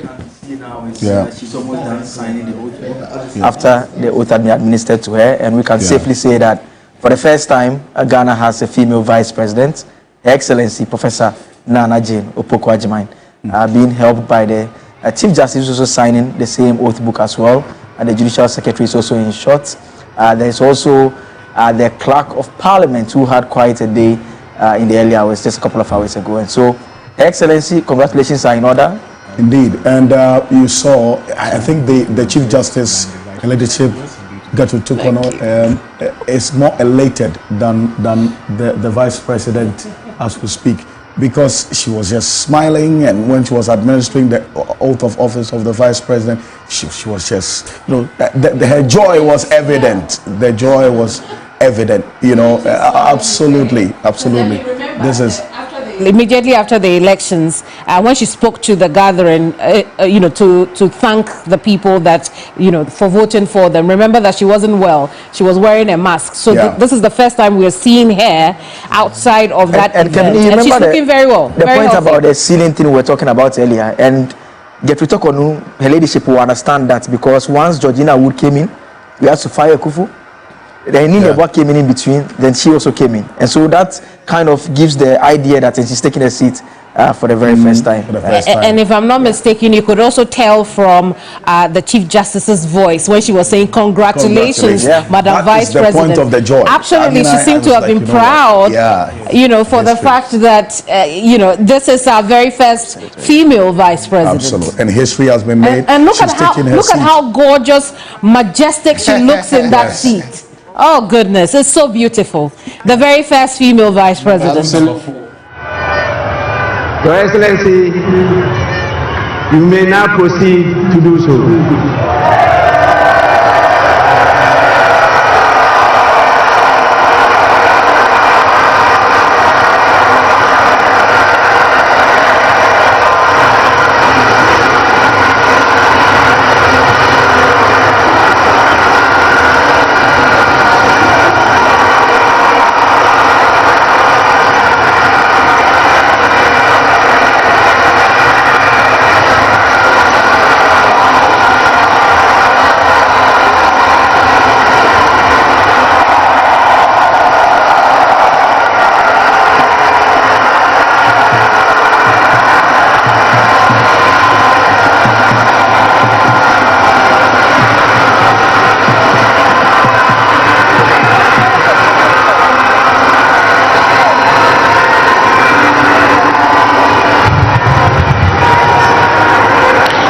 Your Excellency, kindly say after me, this is the oath of allegiance.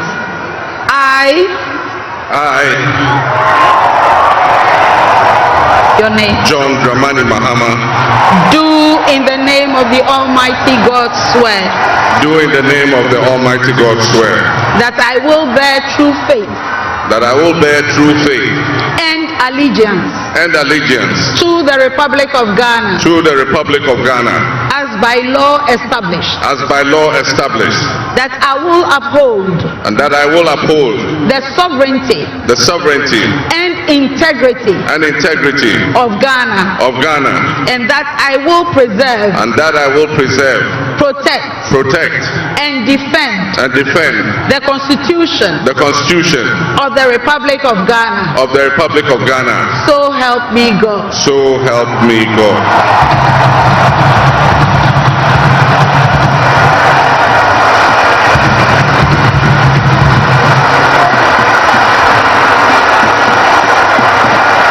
Your Excellency, now the presidential oath. I, John Dramani Mahama, having been elected to the high office of President of the Republic of Ghana, do in the name of the Almighty God swear. Do in the name of the Almighty God swear. That I will be faithful. That I will be faithful. And true. To the Republic of Ghana. To the Republic of Ghana. That I will at all times. that I will at all times preserve, protect, and defend, the Constitution, of the Republic of Ghana, and that I dedicate myself, to the service, and well-being, of the people, of the Republic of Ghana, and to do right, to all manner of persons. I further solemnly swear that should I at any time break this oath of office, I shall submit myself to the laws of the Republic of Ghana, and suffer the penalty for it. So help me God. Congratulations, Mr. President. Let me be the first.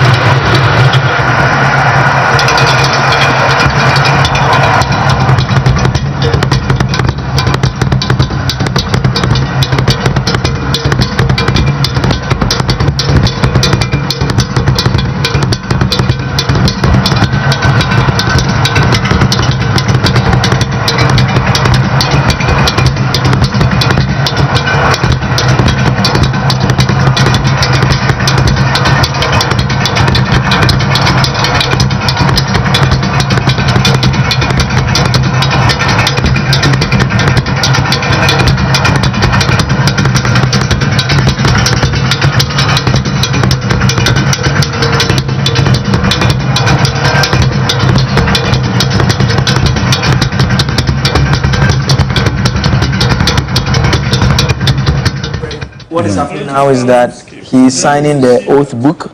That is what is happening now. In the earlier moments, we saw the president-elect take the oath and subscribe to the oath of allegiance and presidential oath. Then he will sign the oath book, which he's doing now. Once he's done, the national anthem will take place, and there will be a 21-gun salute to herald John Dramani Mahama taking over officially as President of the Republic of Ghana. Also, the Right Honorable Speaker will then invite the President to deliver his inaugural address.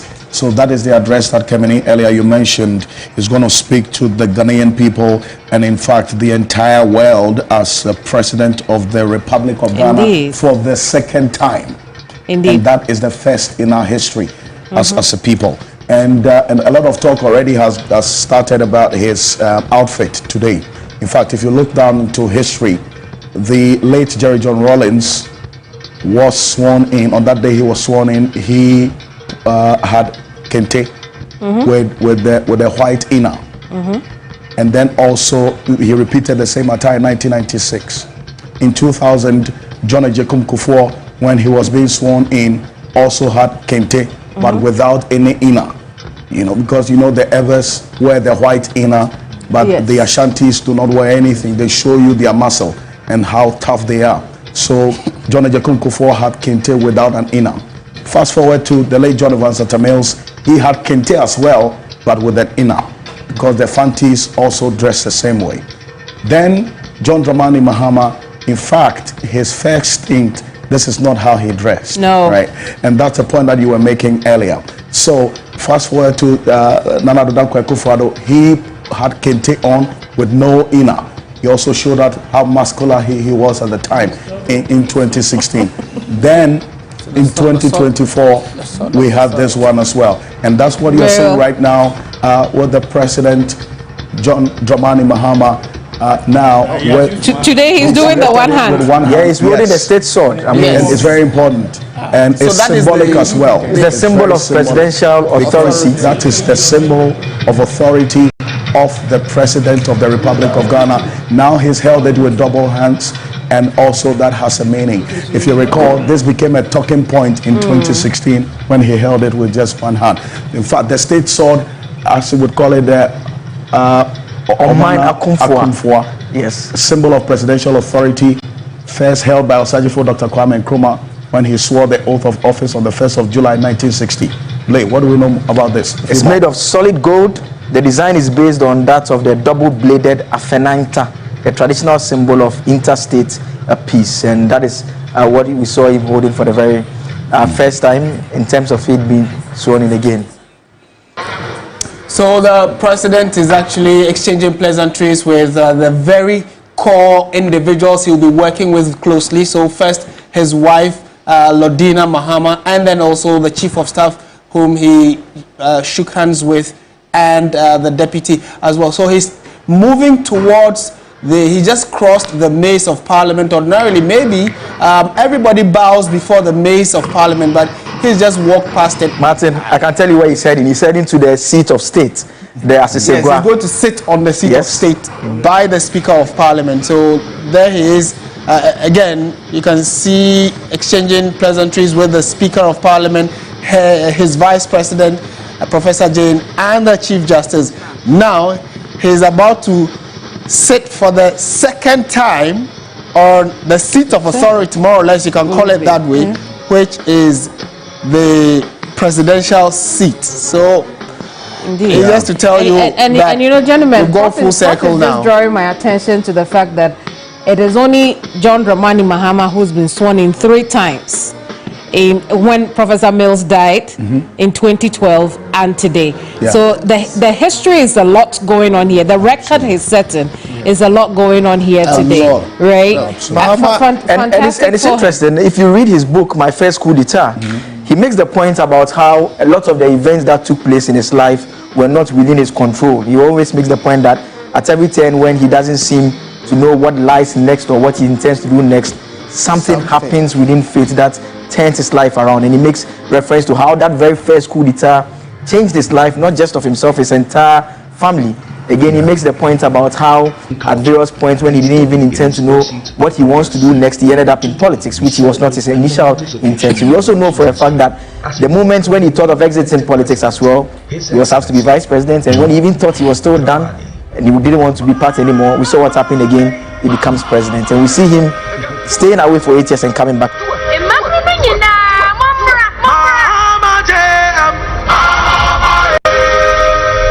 A true nation builder, committed to forging a brighter future for all Ghanaians. John Mahama embodies the pillars of leadership that our nation craves: trustworthiness, reliability, modesty, and above all, truthfulness. From the moment he stepped into the political arena, John Mahama has demonstrated an unwavering commitment to the people of Ghana. His approachable demeanor, paired with his genuine concern for the needs of the Ghanaian, has earned him their trust. A trust that is pivotal for any leader aiming to guide a nation through challenging times. What I really like about JDM is his humility. The man is simply so down to earth, it's unbelievable. He's so humble, it's unbelievable. I really like that about him. John Mahama osronyame, odonyame, osronyame, openi pasem, okita kumapa. Mihuna se mihuni ni abema. Oyo bi nso a onyiye nipam. We ya akwala o, we ya openi o, we ya pepeni o, we ya twili o, we ya bebi a tribe bia o fibia John Mahama tawase. On kase we nye twili, we nye weli. Honorable members, President Mahama is practical. He communicates his issues very, very well, and he understands the Ghanaian politics very well. He understands the Ghanaian people very well, and that is what I like about him. The brand John Dramani Mahama is not just a name. It represents resilience, strength, progress, and empathy. I believe John Dramani Mahama is loved by many. His personality. And now, on your behalf, invite His Excellency, the President of the Republic of Ghana, to deliver his inaugural address. Your Excellency, you may now proceed to do so.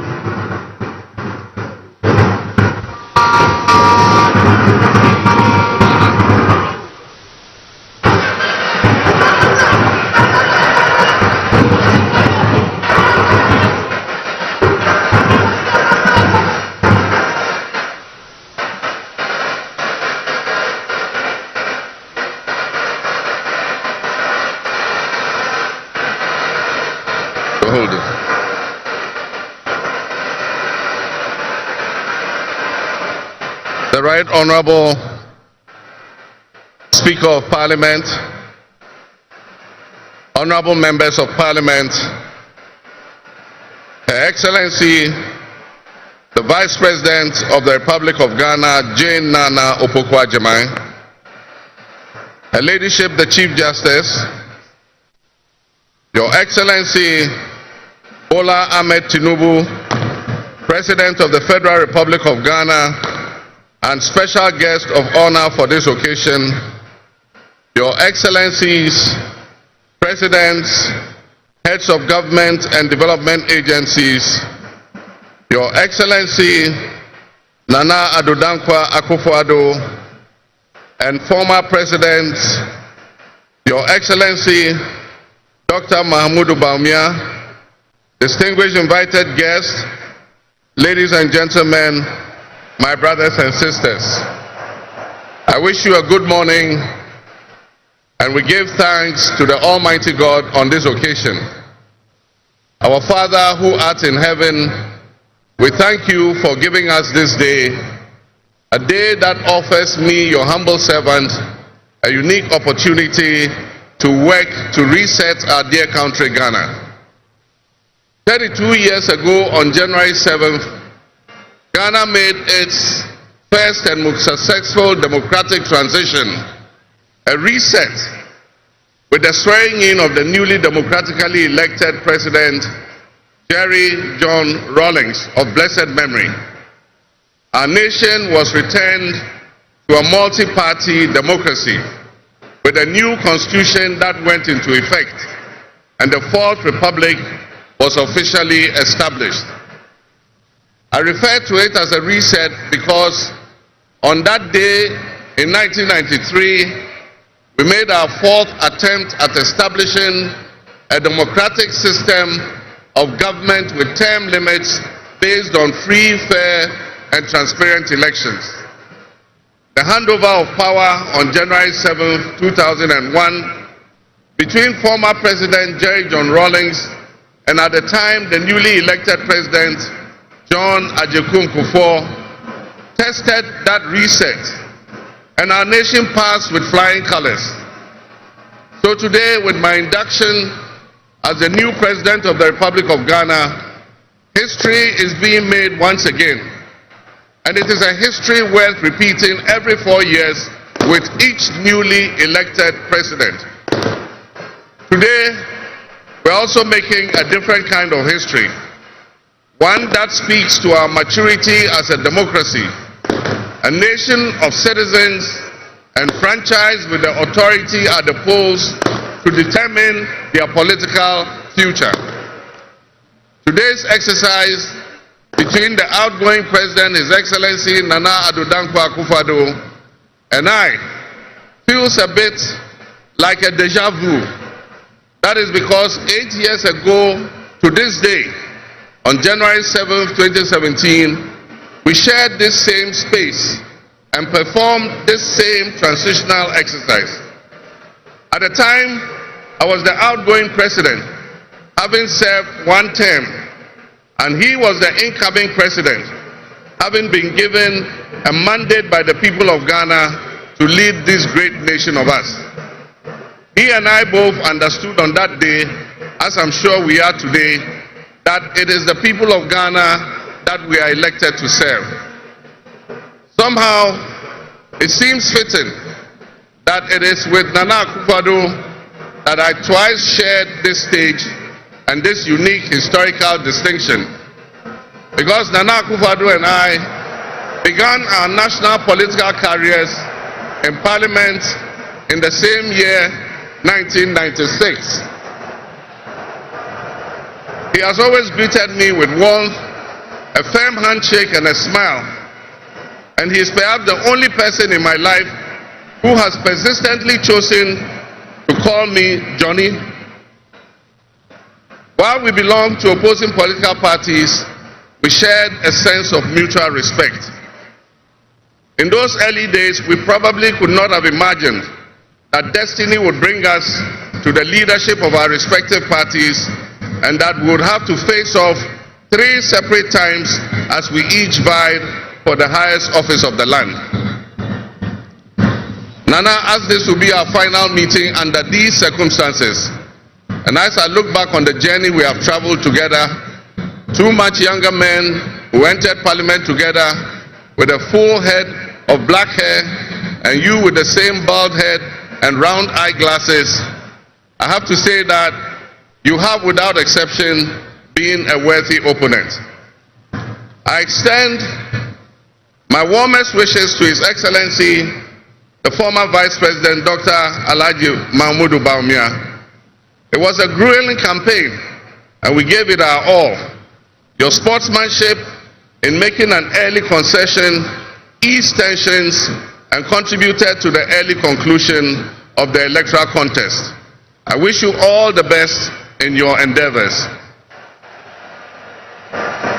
My brothers and sisters, the world in which Ghana exists today, as I begin this presidency, is not the same world in which we have lived under other presidencies.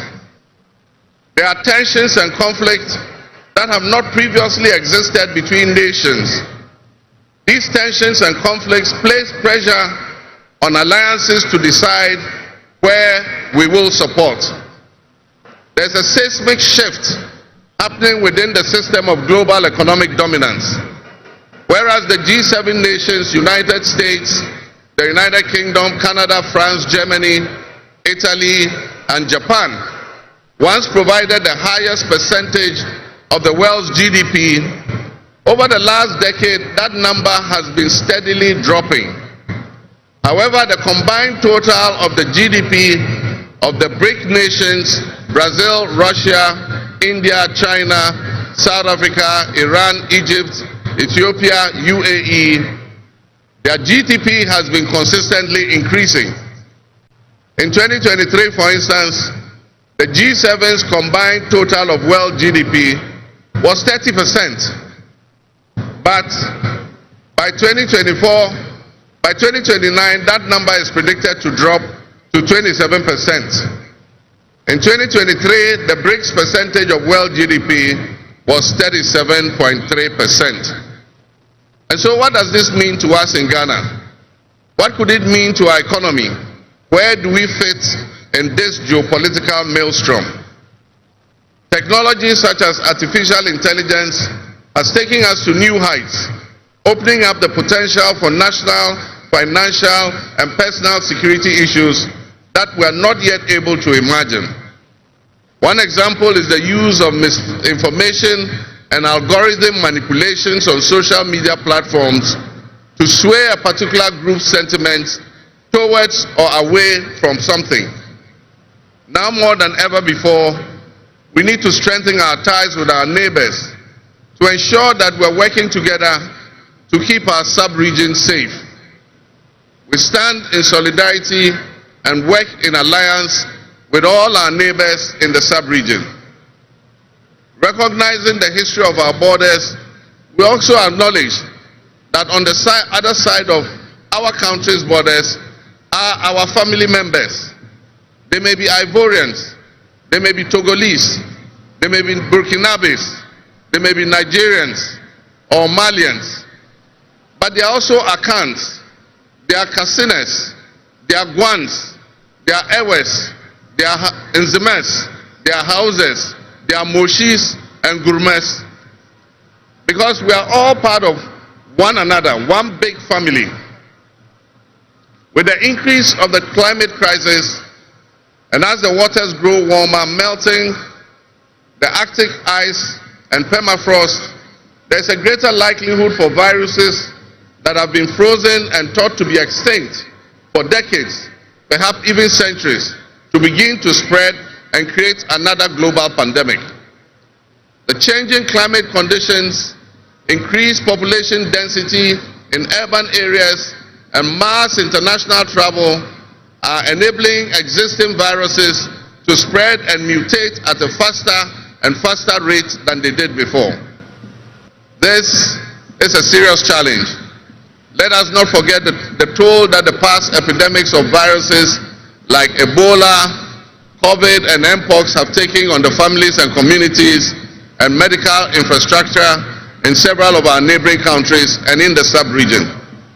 Let us also not forget how swiftly and completely the COVID pandemic brought the entire world to a screeching halt. My government will be working diligently to strengthen our public health systems while monitoring the global health situation so that when, and not if, but when the next pandemic or epidemic occurs, the loss of lives in Ghana will be minimal. The larger world exists around us and to some extent within us. While we cannot and should never use it as an excuse to stray from the direct and immediate needs of Ghana for the well-being of our citizens, we must also bear in mind that the affairs of the world, if we care to shape, lessen, avoid, or even at the other end of things, maximize the effect they have on us. My brothers and sisters, barely a month ago, we held historic elections that have caused dramatic shifts in our political landscape. I feel greatly honored that you, my compatriots, considered me worthy of receiving such an unprecedented and overwhelming mandate to steer the affairs of our beloved nation at this critical time in our history. The magnitude of this victory in the presidential elections and the gains that were made by my party, the National Democratic Congress, in the parliamentary elections naturally and justifiably resulted in great joy and celebration across our country, Ghana. But celebrations, no matter how justified and how well earned, must be supplanted by discernment, sobriety, and deeper insights into why we received this kind of mandate in the first place. By voting as you did on December 7th, the Ghanaian people conveyed a powerful message, yet often overlooked by us politicians. This message was powerfully emphasized by a giant of American political history, President Ronald Reagan, when he declared at his inauguration some 40 years ago that governments have no power except that granted by the people. While Ghanaians take great pride in our thriving democracy, they are deeply dissatisfied with the quality of governance over the years and have openly voiced that dissatisfaction through the decisive actions that they undertake at the elections. Our people also understand that democracy is not just a token adorned with periodic elections followed by pomp and pageantry with the establishment of a new government. They expect that if democracy is celebrated as a superior means of governance, then its outcomes must be more tangible and benefit them in their individual lives. Any honest introspection and reflection on the pulse of our nation would reveal that many within our population do not feel that they have benefited from or partaking in this democratic dividend. Where people buffeted by severe economic crisis and hardships, and in the last few years we have lurched from crisis to crisis. But there is hope on the horizon. Today should mark the beginning of a new opportunity. An opportunity for us to make a difference in our governance and our economic management. We shall reset our dear nation, Ghana.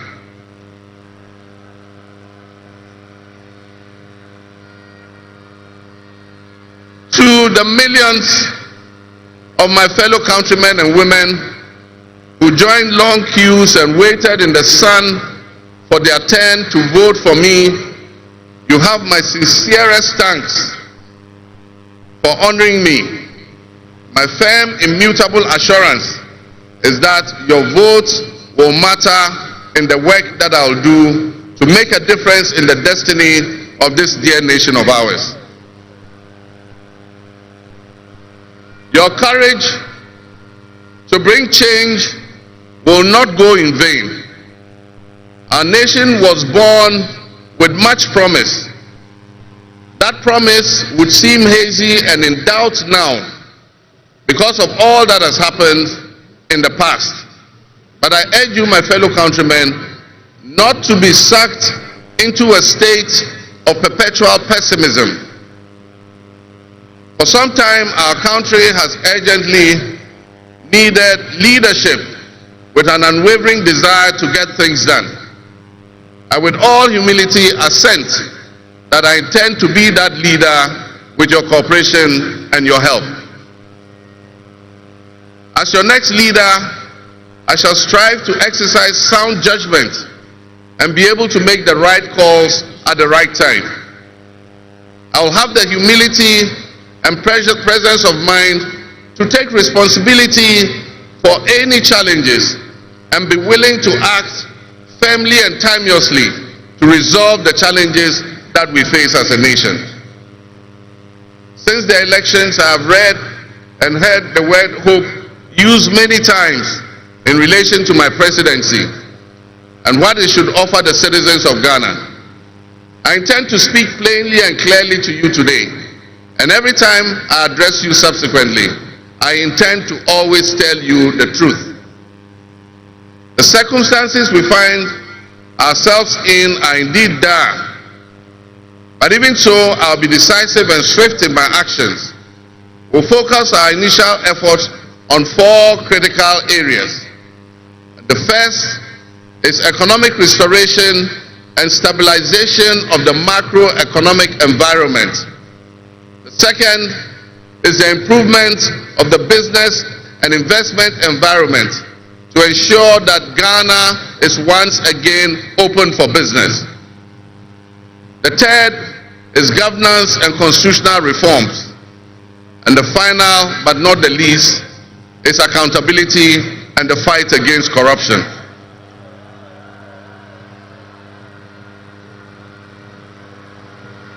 My brothers and sisters, actions have always spoken louder than words. With that in mind, I have entered into a covenant with you, the good people of Ghana, in which I have enumerated 26 actions that I'll take within my first 120 days. There is reason for hope, and there is every reason for hope. But we must also have faith, because faith empowers us to trust the things that will happen. With faith, you believe what you know, and that is why we need faith to be able to achieve our reset. We need a reset with the faith we have in our country and our leadership. We need a reset with the faith we have in our institutions. We need a reset with our faith in our dear nation Ghana. And by that I mean in all of us, because all of us are Ghana. You are Ghana and I am Ghana. All of you seated here today, Ghanaian citizens, you are Ghana. The people who you are with or near you as you watch this on television, in your homes, or listen on radio, or follow on social media are what we call Ghana. I ask that we enter into the covenant with the Ghana we all love and the good people of our country who make up this dear nation. And I ask that you envision a Ghana that you want to live in, a Ghana that you want to leave behind to your children and your grandchildren. What can you do to help build that better Ghana that we all strive for? What behaviors, what attitudes and mindsets can we reset? We need a reset, and we have faith in Ghana's ability to overcome, excel, and be so successful with this reset that it will be difficult to imagine a time when that was not the case. As we stand at this momentous crossroads in our nation's history, I am honored and humbled to accept the mantle of the President of the Republic of Ghana.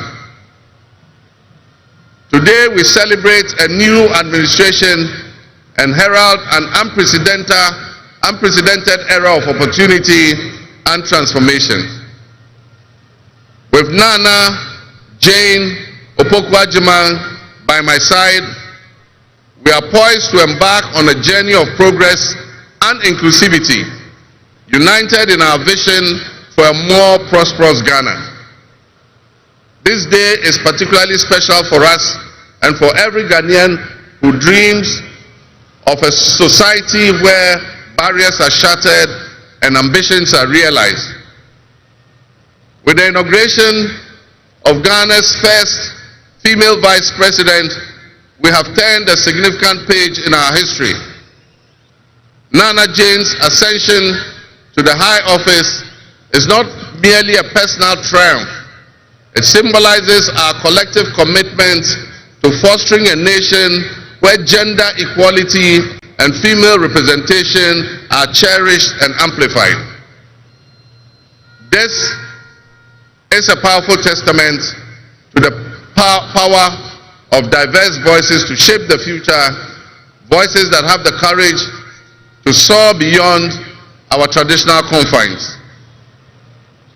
My brothers and sisters, together as we look to the horizon, we reaffirm our dedication to breaking the glass ceiling that has long hindered many from reaching their full potential.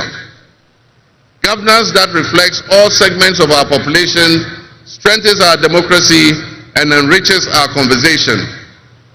We stand committed to enacting policies that empower women and ensure that the door of opportunity is opened wide for our youth and our women, regardless of their background.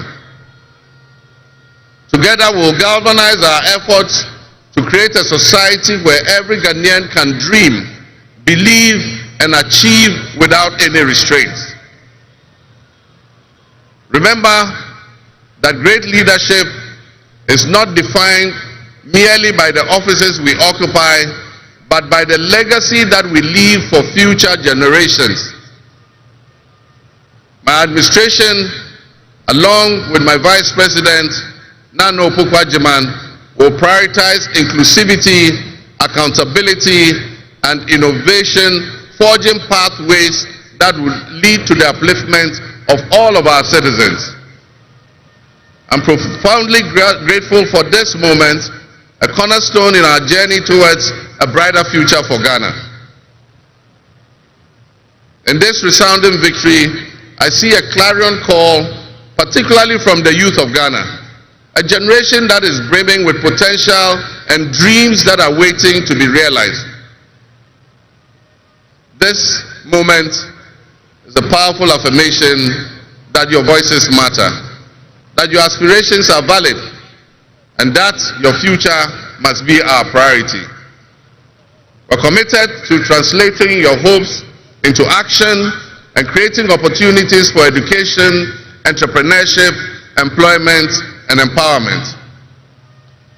Our policies will be tailored to sustain innovation and foster industry that engages today's young minds and equip them with the skills needed for tomorrow's challenges. Together with the private sector and captains of business, we will create decent and well-paying jobs.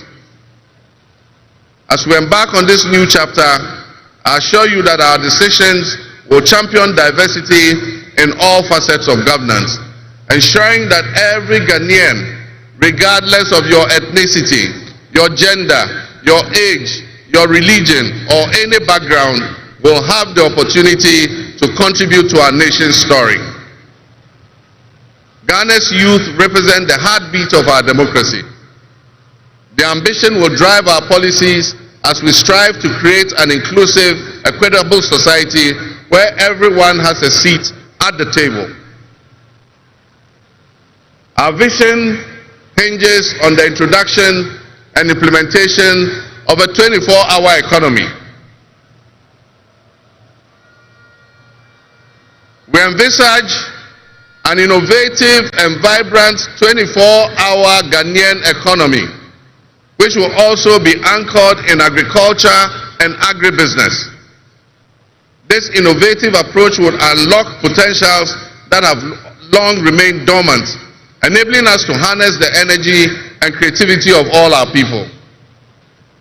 Just imagine a Ghana where our markets are alive and bustling at all hours of the day, with responsive public services accessible at all times, such that businesses can operate flexibly to meet the diverse demands that they are subjected to.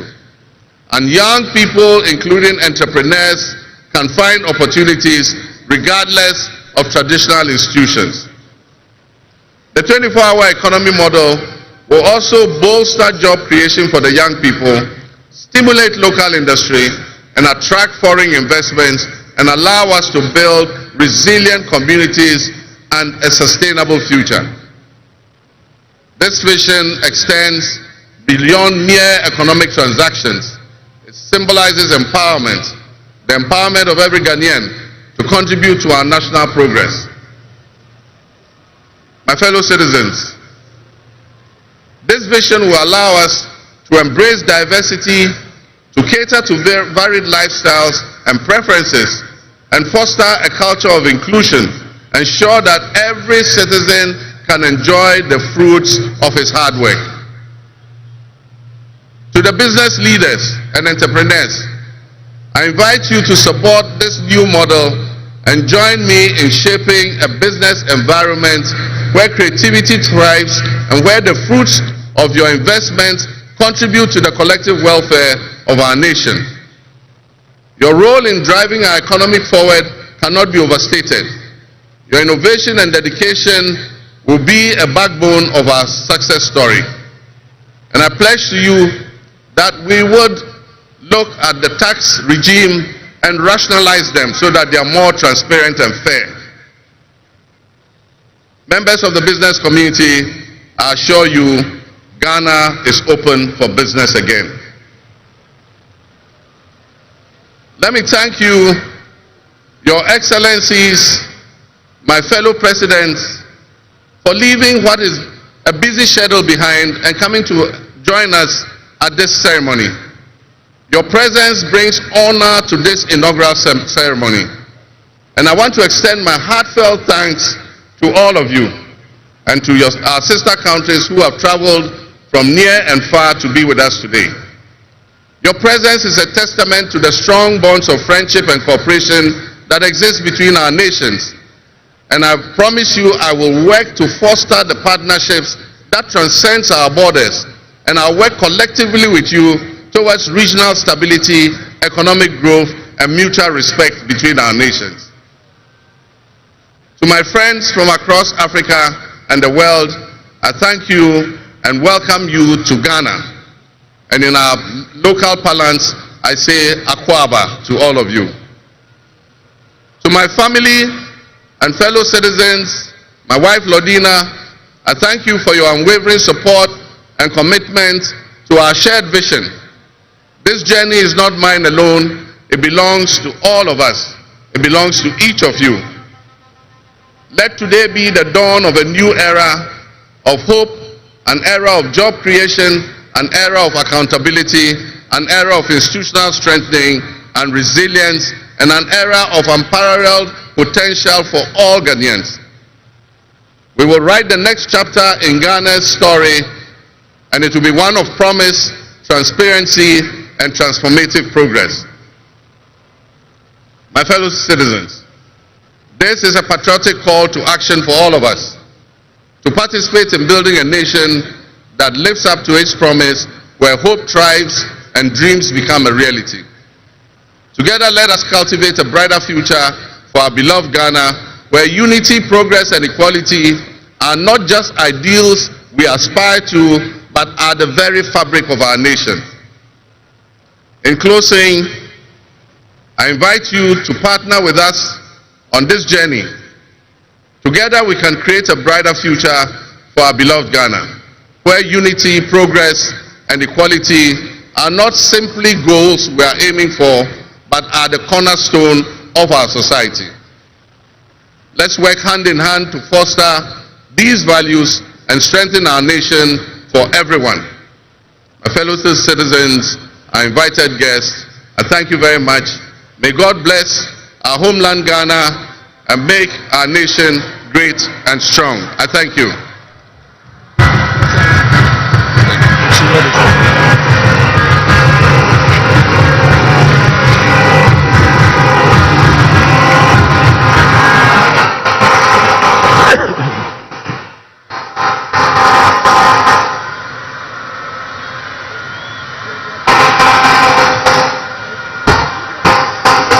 Yeah.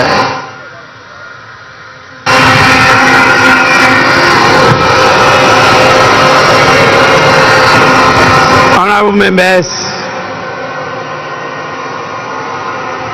on your behalf, I convey the gratitude of the House to His Excellency, the President of the Republic of Ghana, for his address. Your Excellency, the House is extremely grateful to you.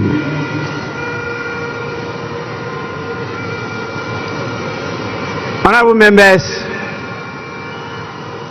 may now we have the presence of our special guest of honor in the distinguished personality of His Excellency Bola Ahmed Tinubu, the President of the Republic of the Federal, I should say the Federal Republic of Nigeria. It is my honor to now invite him to deliver his address. Your Excellency, you are welcome to do so now.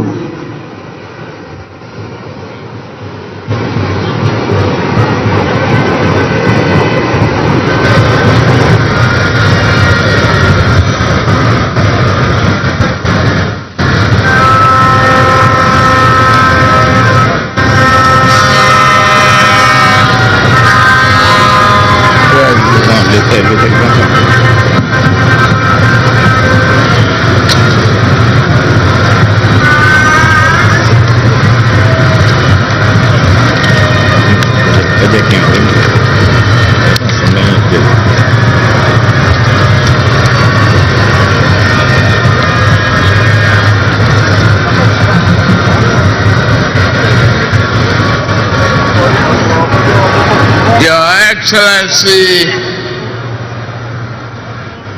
President of the Republic of Ghana, Head of State and Government here present, Right Honorable Speaker and Members of Parliament of Ghana, members of the diplomatic corps, eminent personalities here present, distinguished ladies and gentlemen. It is always good when a friend and brother can visit the home of a close neighbor to celebrate his success and progress with him. Today, we celebrate African democracy as Ghana and our beloved people mark the transition from one democratic government to another. This moment does not merely symbolize another milestone in the evolution of Ghanaians' democratic society.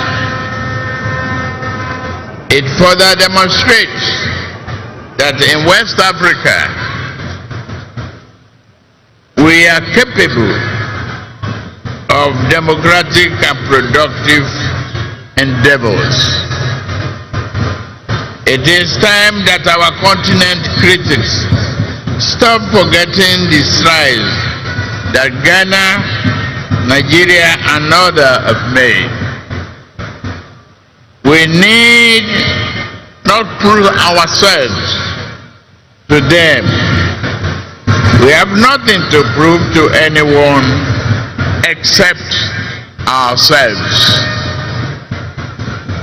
we will lift our nations out of poverty and build strong and resilient economies for our people.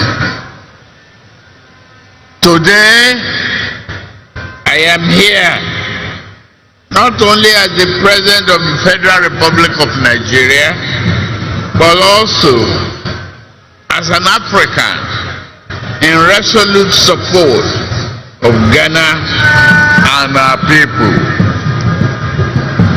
This moment is a source of pride and honor for Ghanaians, the entire continent, and its diaspora. The sun is out and the sky may be blue, but I see today a black star rising high in African sky.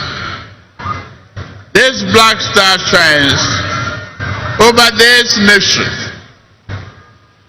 and its rays spread across this continent with a sense of shared history, hope, compassion, unity, devotion to our common welfare. While others may seek to demean Africa and keep brothers pitted against brothers, that shining star reminds us of who we are. Better yet, it reminds us of who we can be. That star reminds us always to strive and work together, bond together, even when we disagree. We must choose the path of peaceful dialogue. Never can we do harm to our brothers, nor can we permit any outsider to disrupt our bonds of brotherhood. The spirit of Ghana, the first Republic President, AJAABU Dr. Kwame Nkrumah, is here present today, lifting that star higher and higher.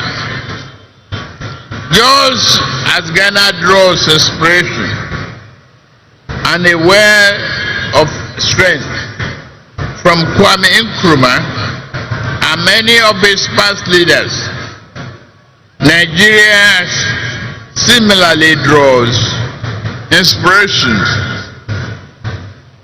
from its founding fathers, who not only fought for our independence but also cherished the close relationship between our two nations.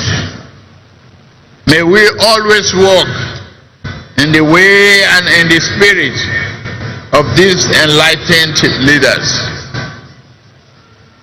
Ghana is in harmony with that spirit, and President John Mahama inauguration today reflect that.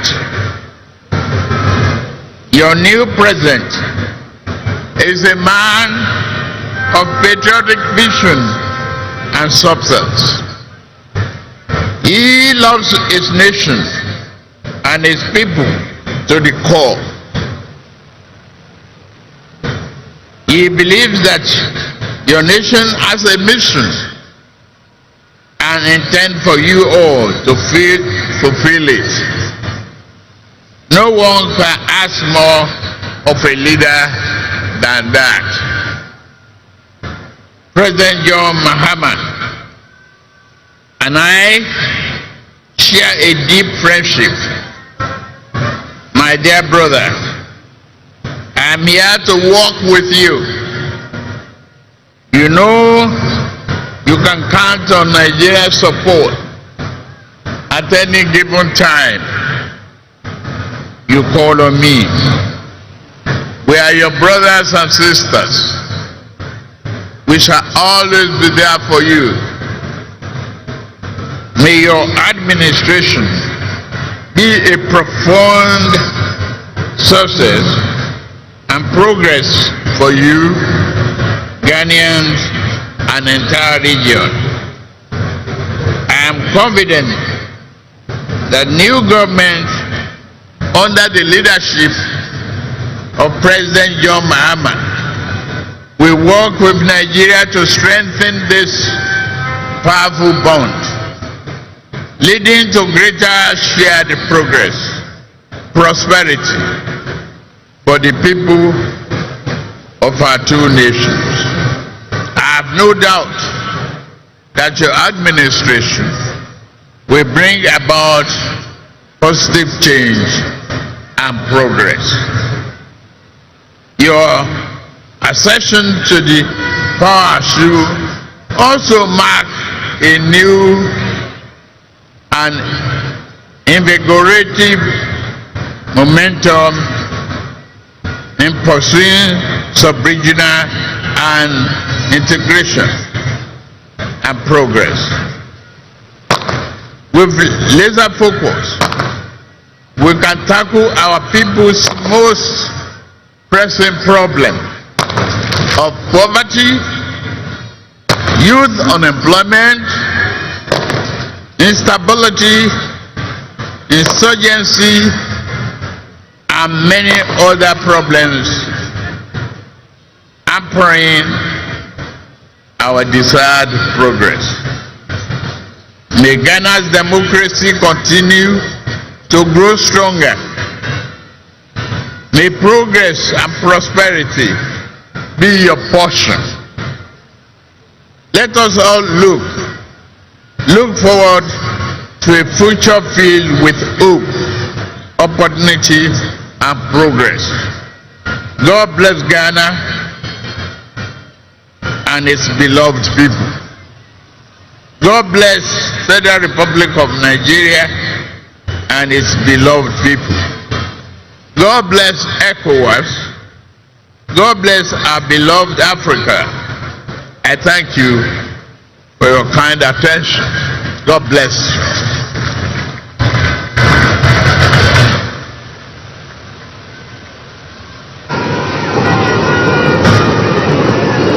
Honorable members, we are indeed inspired by the warm words of His Excellency, the President of the Federal Republic of Nigeria.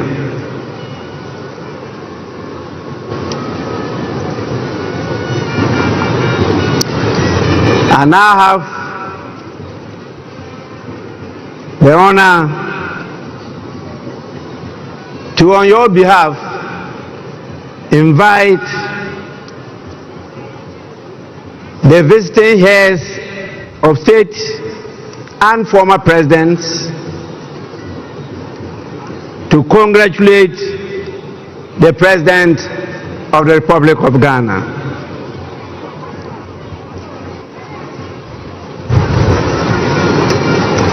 I have a real tall list .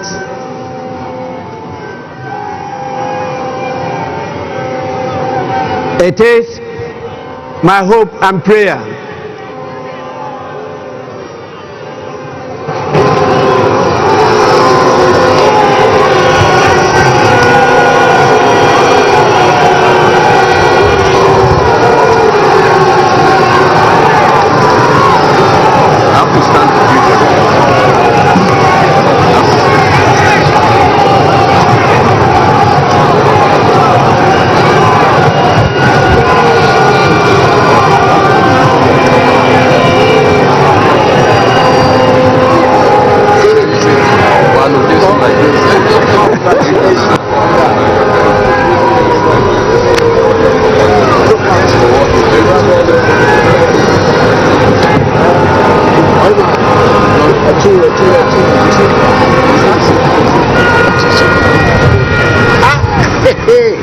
was elected in my kingdom.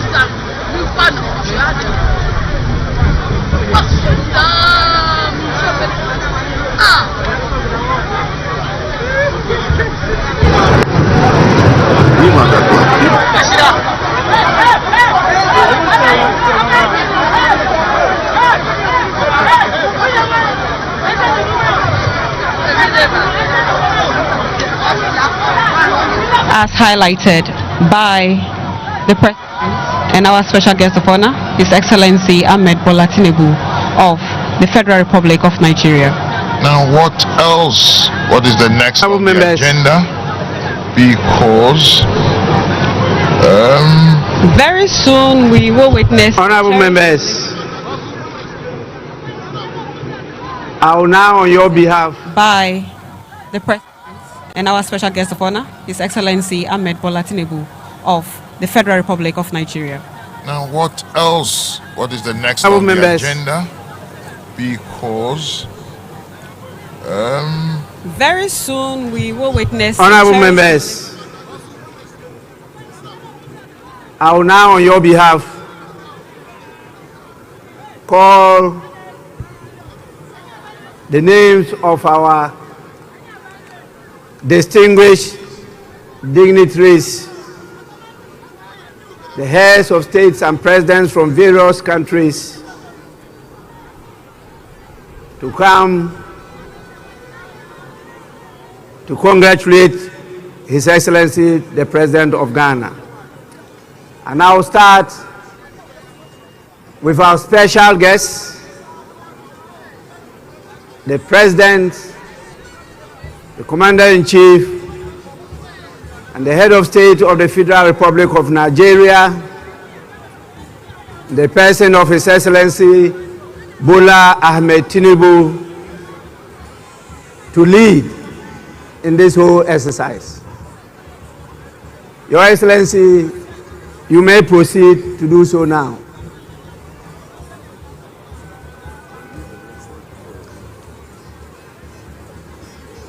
Immediately after him will be His Excellency the President of the Republic of Rwanda, His Excellency Paul Kagame.